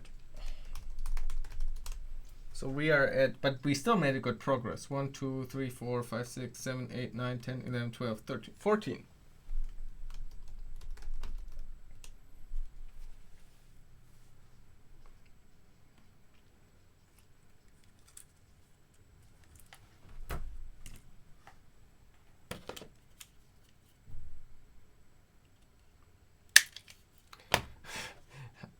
Honestly, you are succeeding. Well, I guess thanks. Unfortunately, it's like I'm succeeding at the wrong thing, you know? It's like when you should focus on school, but instead you rush your WoW character to level 80, and then you make it. That's an amazing success. Good job. You were one of the first of hitting level 80. Good job. That was what a success. But maybe not the success you should have had.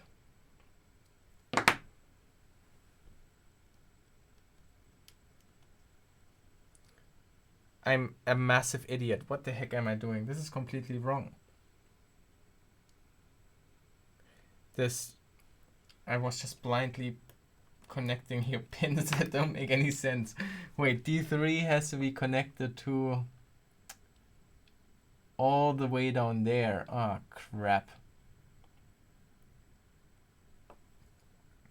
So D3 would have to go to, does this fit? Is that the pin actually? Oh, it does fit. Wow, by chance. The second one we cut fits, even though it's not the one we should have. Okay. Like that.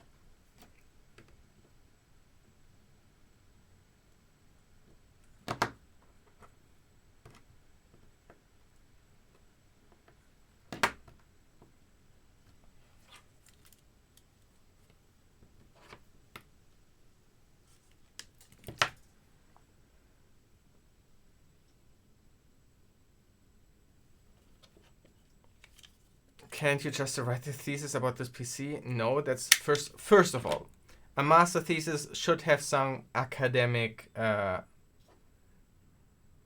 what's it called? Motivation, some academic value, some research value. Okay? So you can't just write about something that is not research. And I write my thesis in English, of course. And then also I didn't make this. I'm just following instructions by somebody else. That's like plagiarism at this point.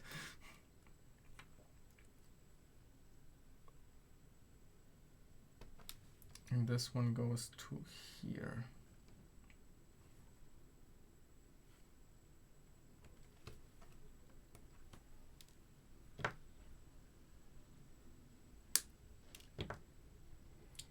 You You can almost find academic angles in most projects. Sure, but not on this. Like this is here, like this is like academia from 40 years ago or 30 years ago. 40 years probably.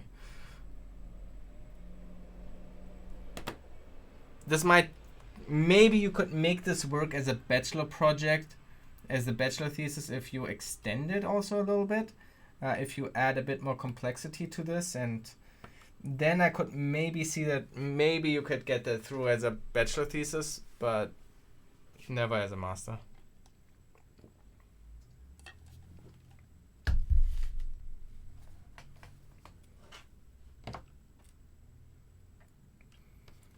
Okay.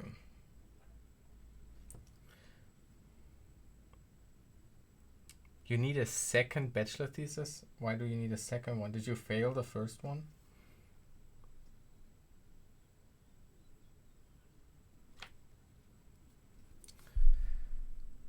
And now we just extend these two pins also over there. Maybe I should change the order here.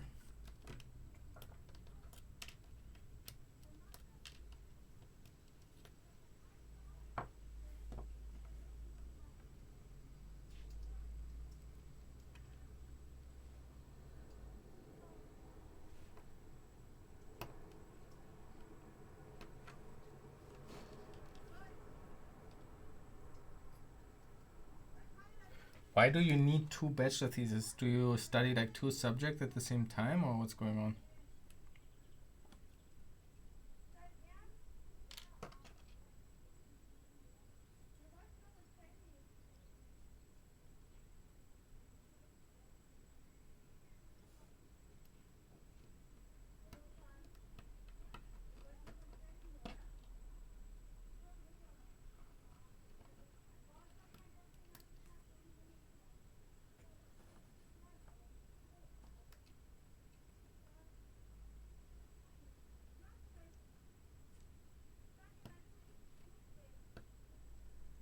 I don't know, it's just how it is. What country are you from?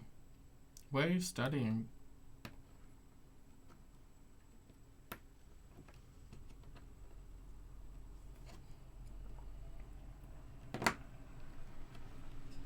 Austria? But Austria just copies Germany. Why do you have two bachelor theses? If you must be in some weird special study project, no?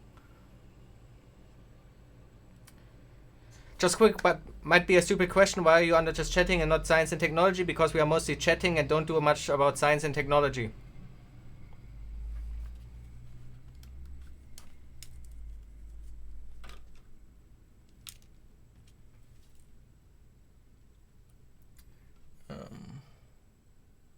So this goes... Yeah, we can salvage this one here.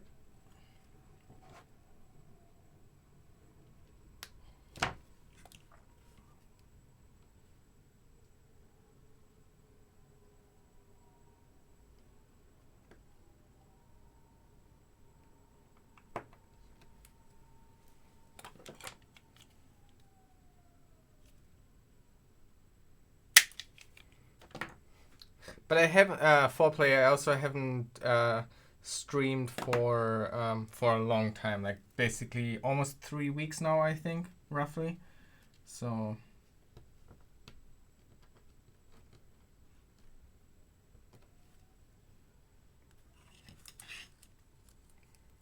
you're usually sticking around with science and technology. I mean, you know, to be honest, the main reason why I not stream in science and technology is because over there are the nerds, you know. The nerds are doing science and technology. You know, I just didn't want nerds as audience. That's a true reason.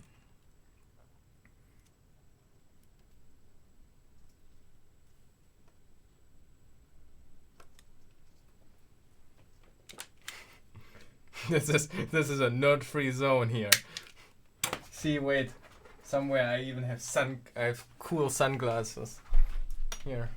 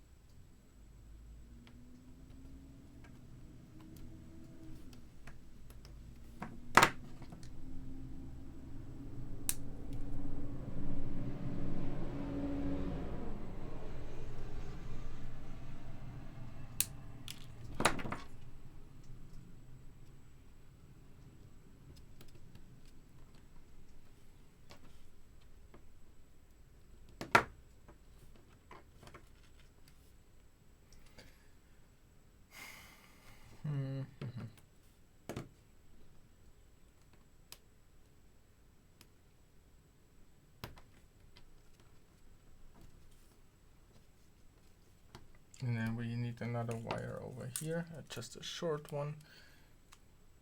That's the next clock, the next data in the.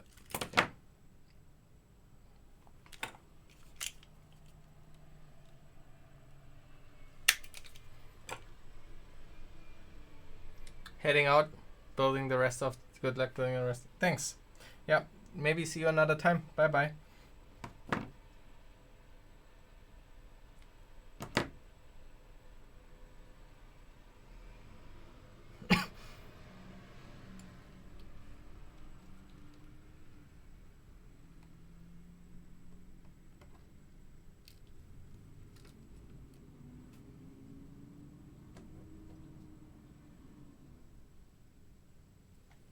Check my whispers. Oh, this is complicated. How do I check my whispers?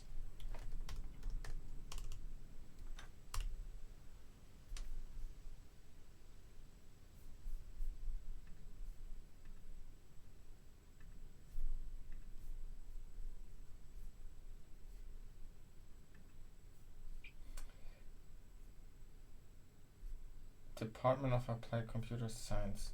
These. Okay. Phasing out.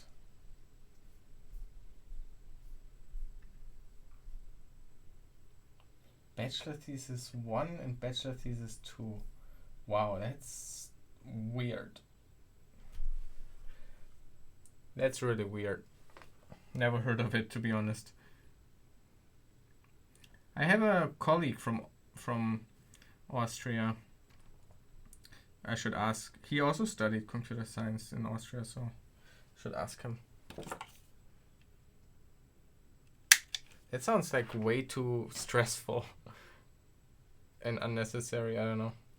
I think like doing one good bachelor thesis already like pretty. It's a lot of work and pretty tough.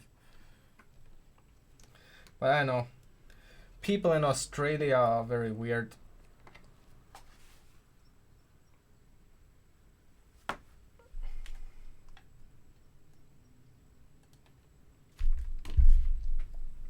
Okay. Yeah, let's quickly. I wanted to quickly like check the chip. I wanna understand like what did we connect here right now. That's not here. Bringing it all together. It's I guess not here. 74HC595. There we go. Data sheet. So what did we connect here?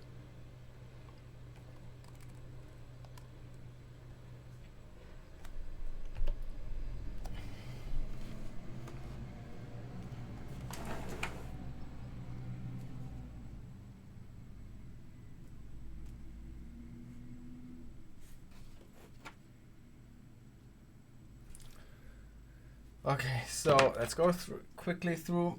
We connected pin. That's the serial. So that's the serial input, I believe. This pin here, and the other chip has also the serial input, but that one is hooked up to the QH. That's the QH dash. It's I guess a second QH output. I guess. No, QH. Okay, that I know that's probably the like the carry that is shifted out of QH, the previous QH or something like that probably. That goes into also the serial in of the second chip. So this shifts and shifts then values into the next chip here. And then the other pins down here, so that's the serial, that's the R clock and the SR clock. They are also hooked up together, so we want to control both chips together. What are they again? Let's look at the... Uh-oh, I have to sneeze. Uh-oh. Brace yourself.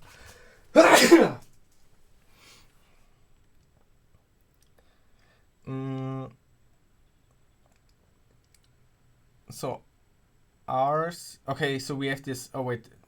I want this other diagram. Wasn't there... This kind of block diagram would be kind of cool. Not quite what I'm looking for.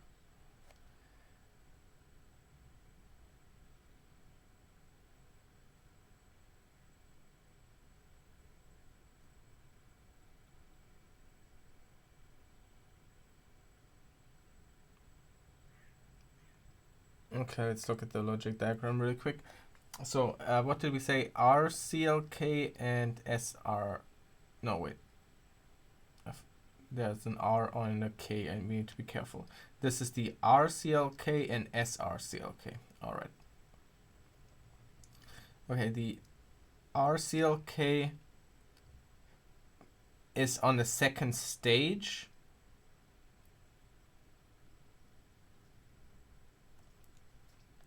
And does what? Is that the...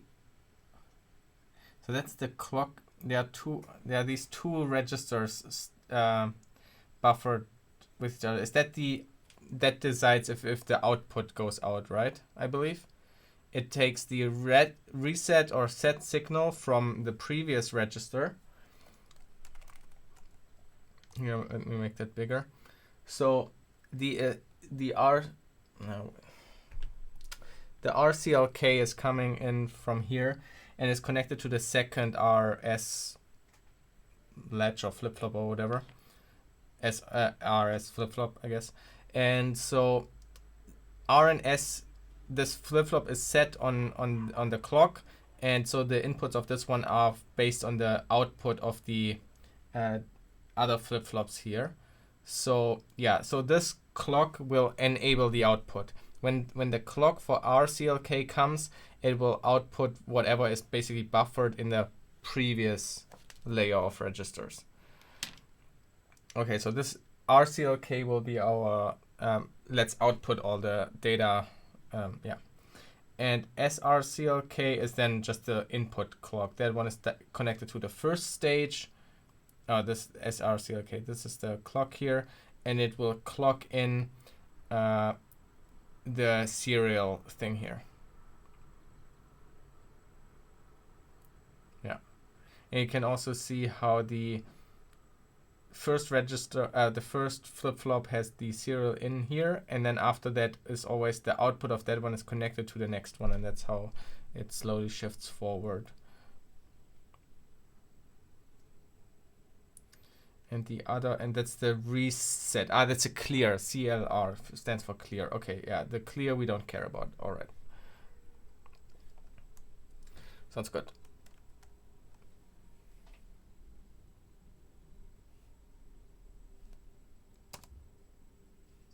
So for that, I've got another board here with a bunch of LEDs and resistors hooked up that we can hook up to the outputs of our shift registers just to see that they are in fact working. Now I've got 11 LEDs here, even though there are 16 outputs, but I think that's okay because we're only going to be using 11 of these outputs for the address lines because there's only 11 address lines. So I'm just going to hook these up in order. And so the outputs for these 74HT595s are pins 15 and then 1 through 7. So I'll hook up to pin 15 and then pin 1 through 7. So that's 15 and 1 through 7. So that's the first 8, and then these last three are going to be on the second chip here. So this will go to pin 15 on the second chip, and then pins 1 and 2 I've collected on cables the on my second chair. chip for these last two LEDs. Okay, so now if we start shifting data out of these pins 2, 3, and 4, we should see that data show up on these LEDs. So first I'm going to create a new sketch, and this is what we start with. And I'm going to define a couple constants here to keep track of what pins we're using. So shift data is pin 2. Shift clock is pin 3. And shift latch is pin 4. And so that's just giving names to these first, the D2, D3, and D4 pins here, just so we remember what they are. And then in our setup, we want to make sure that all of those pins are set for output. So I'll say pin mode, shift data output.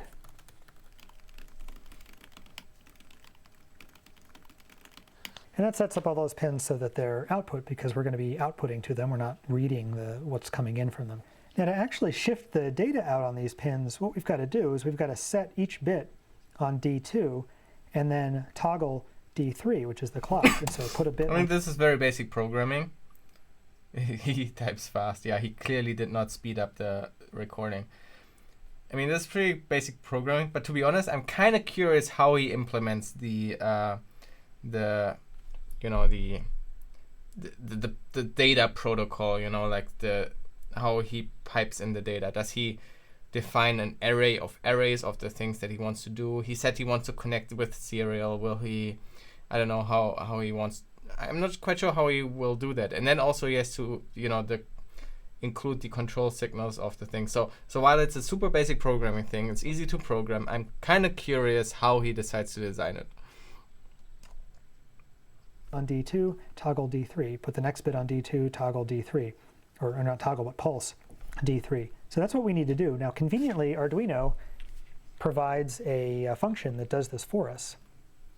So the shift out function here says it shifts out a byte of data 1 bit at a time. Starts from either the most or least significant bit. Each bit is Today I learned. I didn't know. I should any time that I did Arduino programming, I should have probably maybe checked out the library, the Arduino library more. I didn't even know that there's a shift out. Like I said before, I have used the shift register before, but I did that by hand. Oops. Is written in turn to a data pin, after which a clock pin is pulsed, taken high then low, to indicate that the bit is available. It's exactly what we want. So if we look down here, the syntax, shift out. You should design it first by yourself and then see how he did it. It's actually not a dumb idea. But I'm a bit too lazy, I think. I will just copy his code. And we give it the data pin, the clock pin, the bit order, which is either MSB first or LSB first. So that's just saying, are we shifting the most significant bit or the least significant bit? And that's important because we're giving it a value. We're not actually giving it the bits. We're just going to give it a number, and then it's going to convert that number to binary, and then it's just a question of what order does it put it in. So let's give this a try. Shift out, and then it's the data pin, the clock pin.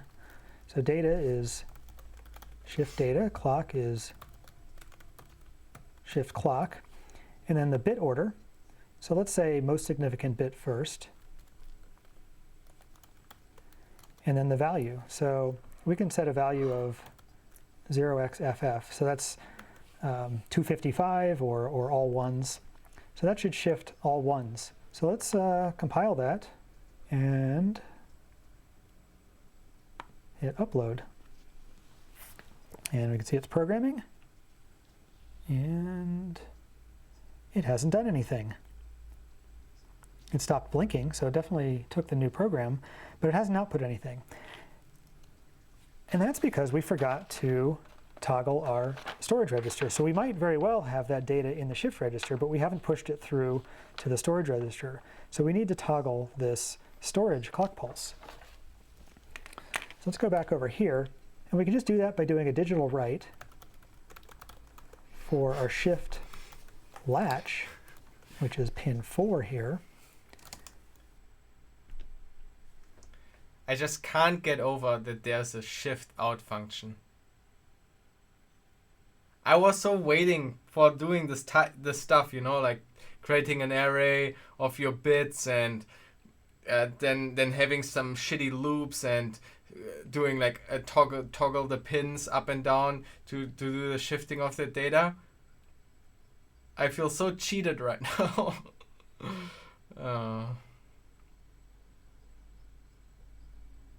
Max speed of the clock is 300 kilohertz. We don't know if it's gonna glitch out on fast speeds. Interesting. Hadn't thought about that either.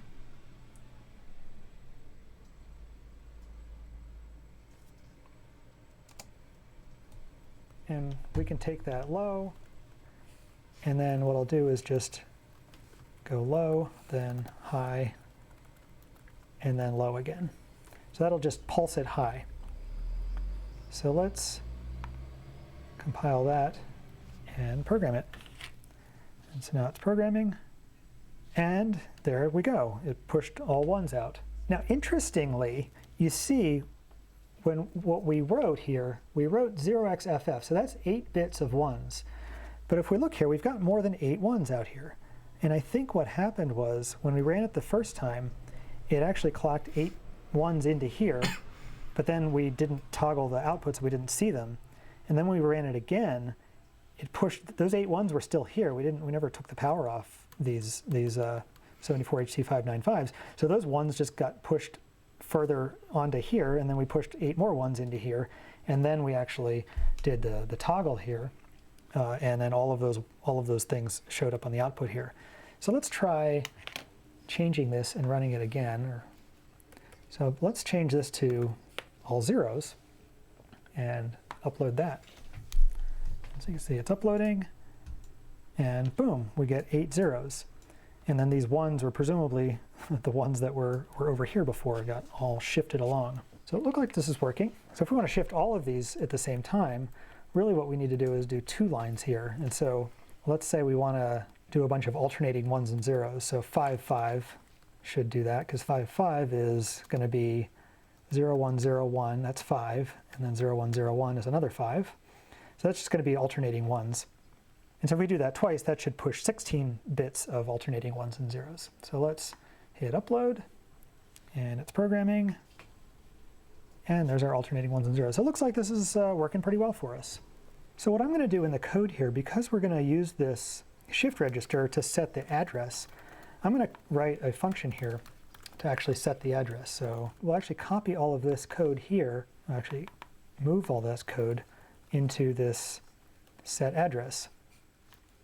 But we want to shift out the value of this address. We don't want to shift out this, alternating ones and zeros. So we can say address here, and maybe here. But what this is going to do, that each of these shift out only shifts 8 bits at a time. That's how it works. So this first thing, we need to give it not the whole address. We just need to give it the first 8 bits. And the way to do that is with this shift right 8 operator. So for example, if our address is explaining that now. Let's say 1, 2, 3, 4. And of course, that can be represented in binary as 1, 0, 0, 1, 1, 0, 1, 0, 0, 1, 0. So this is the binary representation of 1, 2, 3, 4. Of course, it's more than 8 bits. Now, since we can only shift out 8 bits at a time, that's what the shift out command does. This operator, this address greater than 8, what that does is it takes this value, 1, 2, 3, 4, and it shifts all the bits to the right by 8 places. So if we shift the bits to the right 1 place, then we just get 1, 0, 0, 1, 1, 0, 1. I don't want to skip because maybe somebody is watching who doesn't know how it works. So it's just each bit is shifting to the right by 1. If we do that 8 times, then we end up just getting 1, 0, 0, because we've shifted this 1, 0, 0 all the way to the right by 8 times. And so that address shift right 8, when we say that in C, what that does is it takes this address, if it's 1, 2, 3, 4, and it performs this shifting operations, and it leaves us with just the top bits, however many there might be. It basically whacks off the lower 8 bits. So this first shift out, if we do that address shift right 8, that'll shift out the top bits of the address. And then the second one, if we just say shift out address, it's by default, it's just going to ignore the top bits. So this will only shift out these lower 8 bits. So in theory, these two commands here should put whatever address we've got, even if it's up to 16 bits worth of address, it should put it out. You don't get how he gets the values from 1, 2, 3, 4? The bits? Well, that's 1, 2, 3, 4 is just your decimal number, and he just converted it to binary. It's just decimal to binary conversion. Onto our shift registers. So let's give that a try now that we've got this function. So we have this function called set address. So if we're down here in our setup, we can say set address 1, 2, 3, 4. So let's go ahead and give it a try. Let's upload that. It's uploading. And here we go. We got something. And actually it's there. It's backwards. So 1, 2, 3, 4 is 1, 0, 0, 1, 1, 0, 1, 0, 0, 1, 0. So 1, 0, 0, 1, 1, 0, 1, 0, 0, 1, 0. So that's perfect. So this is this bit here would be address line 0 for the EEPROM, 1, 2, 3, 4, and so forth. And then this is the most significant bit. And that looks to be working just fine. The only other thing we need to do with our shift register is that not binary? Was that not the remember, correct we're not value just using.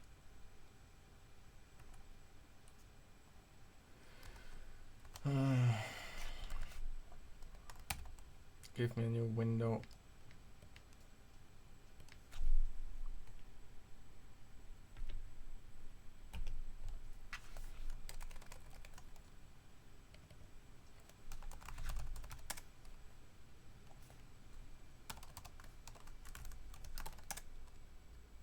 Is that not that number?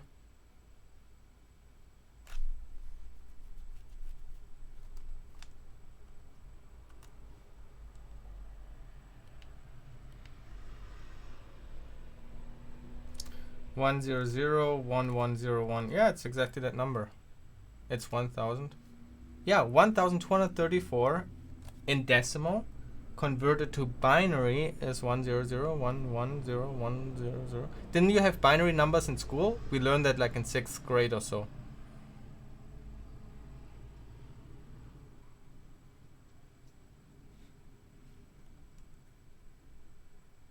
Oh, you thought it was 1, 2, 3, 4? Well, yeah, obviously not.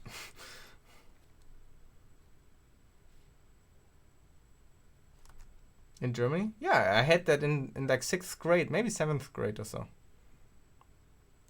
Yeah, it takes, we had like a whole, we didn't learn binary, we learned converting into different number, what is it called? Number bases, in different bases. We did that into hexadecimal, we did that into octal, we did that into, like into anything. We learned how to do that.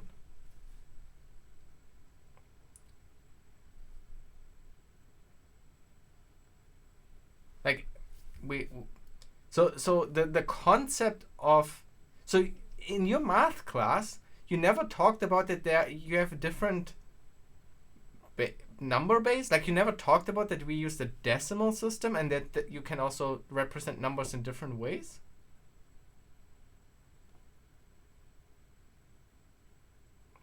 I'm not specifically talking about decimal to binary. That's obviously a kind of a thing for programming, right? But this concept of having different number base, that there's decimal and other stuff, you don't learn that in school? It's had nothing to do with computer stuff. I'm talking here about just the mathematical concept of representing numbers in a different base. You different bases in 6th or 7th grade, in grade 11 in Canada.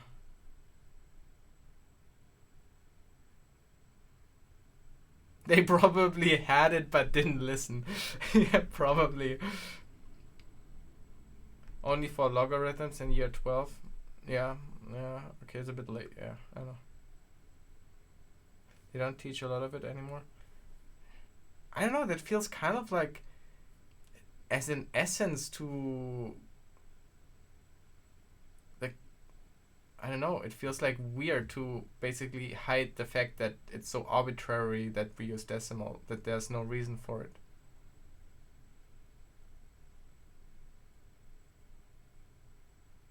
Huh, interesting. I would have thought everybody, I mean, I don't know the algorithm, you know, the steps that you learn in school to convert between those different bases, but I don't remember that at all anymore, right? I will, I guess I could get it done. I know at least how to convert binary to decimal, but the other way around, I'm not sure if I can quickly figure that out. But just this education that there's like decimal and other number systems, that feels like such a important part. I don't know. Really surprised right now.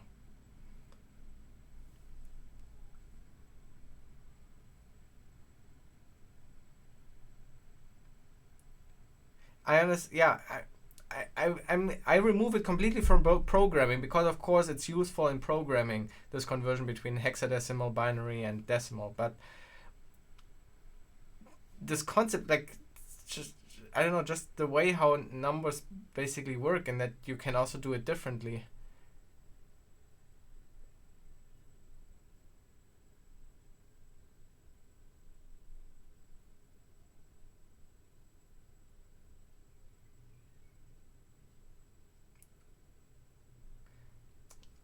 If you go on the street and ask them, I understand that maybe the term binary is rough, but everybody in Germany should have learned about different number bases, that you can represent numbers in, you know, in a different base. Everybody should have had that.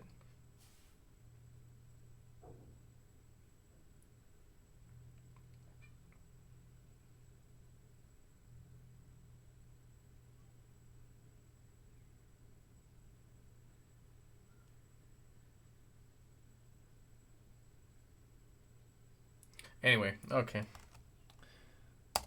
Perfect. So this is this bit here would be address line 0 for the EEPROM, 1, 2, 3, 4, and so forth. And then this is the most significant bit. And that looks to be working just fine. The only other thing we need to do with our shift register is, remember, we're not just using it for the address lines. We also need to use it for the output enable line, because we just don't have enough other pins on the Arduino. You know, we can cover all the I/O pins. We can do the write enable. But we don't have another pin for output enable. So we need to use the shift register for that too. So for that, we can use any of these open outputs on our second 74HC595. So I'm just going to use the last bit here, this very top bit. And I'm going to hook that up here to another LED just so we can see what's going on there. So this is going to be our output enable. And so I think if we've got our address lines and our output enable, it's important only if you work in a field. It's used for no. I disagree with that. I agree, and that's probably what you mean, that you don't apply it all the time. I fully agree with you. But I feel like this is just a basic understanding of how numbers work. Like why we have the digits 0 to 9. And why not more? Why other cultures might have used a duodecimal system or something like this. It's for me like not about applying that actually in your day-to-day life, but just understanding where our culture and our numbers and our words and this concept even comes from. It's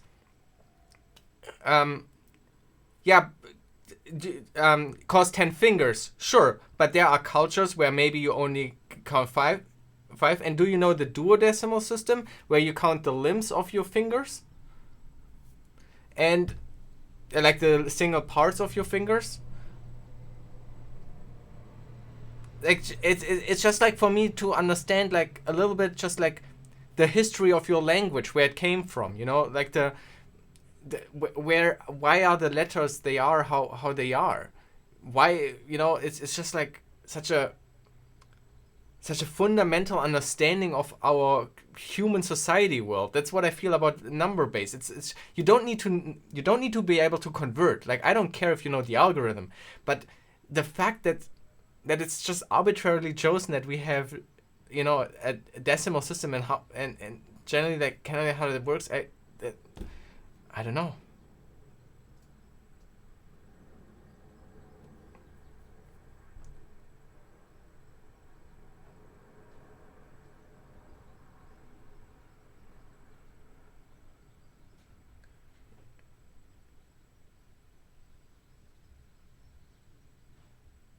Yeah, anyway. By the way, I think I will slowly stop the stream because I should also slowly get ready and soon head out. Like I said, today a little bit shorter stream. We did make some progress. We prepared that board here. And I knew that this was a longer video, so we were not gonna finish it. I think ending the stream on a negative rage is a good way to end it. Yeah. But yeah, we can continue with the other time. I mean, it's just programming stuff anyway. I just, yeah, like I mentioned in the beginning, I just wanted to get a stream in today, but I looked at the time and I realized it's getting a little bit. I'm not rage quitting, no worries. I just looked at the time. It's like 5:40. I streamed for 2.5 hours, so it's a good time now to end today's stream. Yeah. Okay. Any last words before I leave you to the end? Have a nice evening. Thanks, you too. So let's see. Last time, who was here last stream and remembered the ending of last stream? I tried to fix my bugs. It seems to have kind of worked now. I did screw up today because I forgot to record my stream. So that kind of fucked it up now. But it should still work. Okay? So let's try this. Let's see if it works today. I mean, the first part has already worked. We don't need to wait for an hour. But let's see if this works. Okay, be prepared? Are you ready? Are you ready? Pay attention. Yeah, I can download the stream from Twitch. But for what I prepared, I needed the ongoing recording locally. But I screwed it up and I had to start it in the middle of the stream. Okay, are you ready? Please work.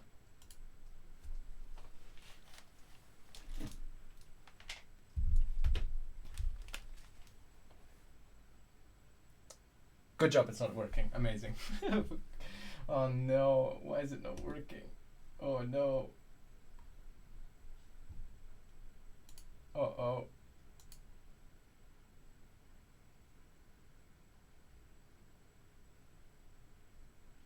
Oh no. Okay, wait, I need to debug. God damn it. Fail. 1 second. Hopefully I can debug this quick. Fail. Okay, wait. I'm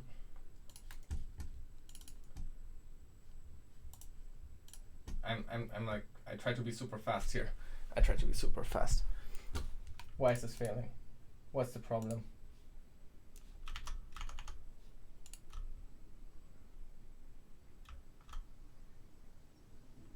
Oh, weird. Okay, wait, this is weird. Why did this fail? Okay, no problem. I can kind of botch this together. It's not ideal. It kind of sucks a little bit, but it's gonna be good enough. One day it will just flawlessly work. I promise. Today is another scuffed attempt here.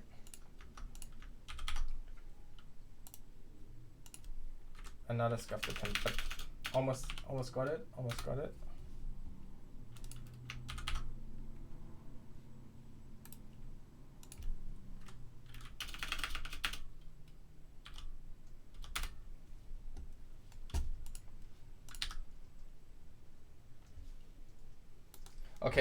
Okay. Now it should work. Are you ready? And I will host somebody as well. Yeah.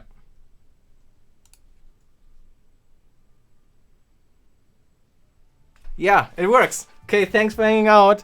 See you soon. Bye-bye.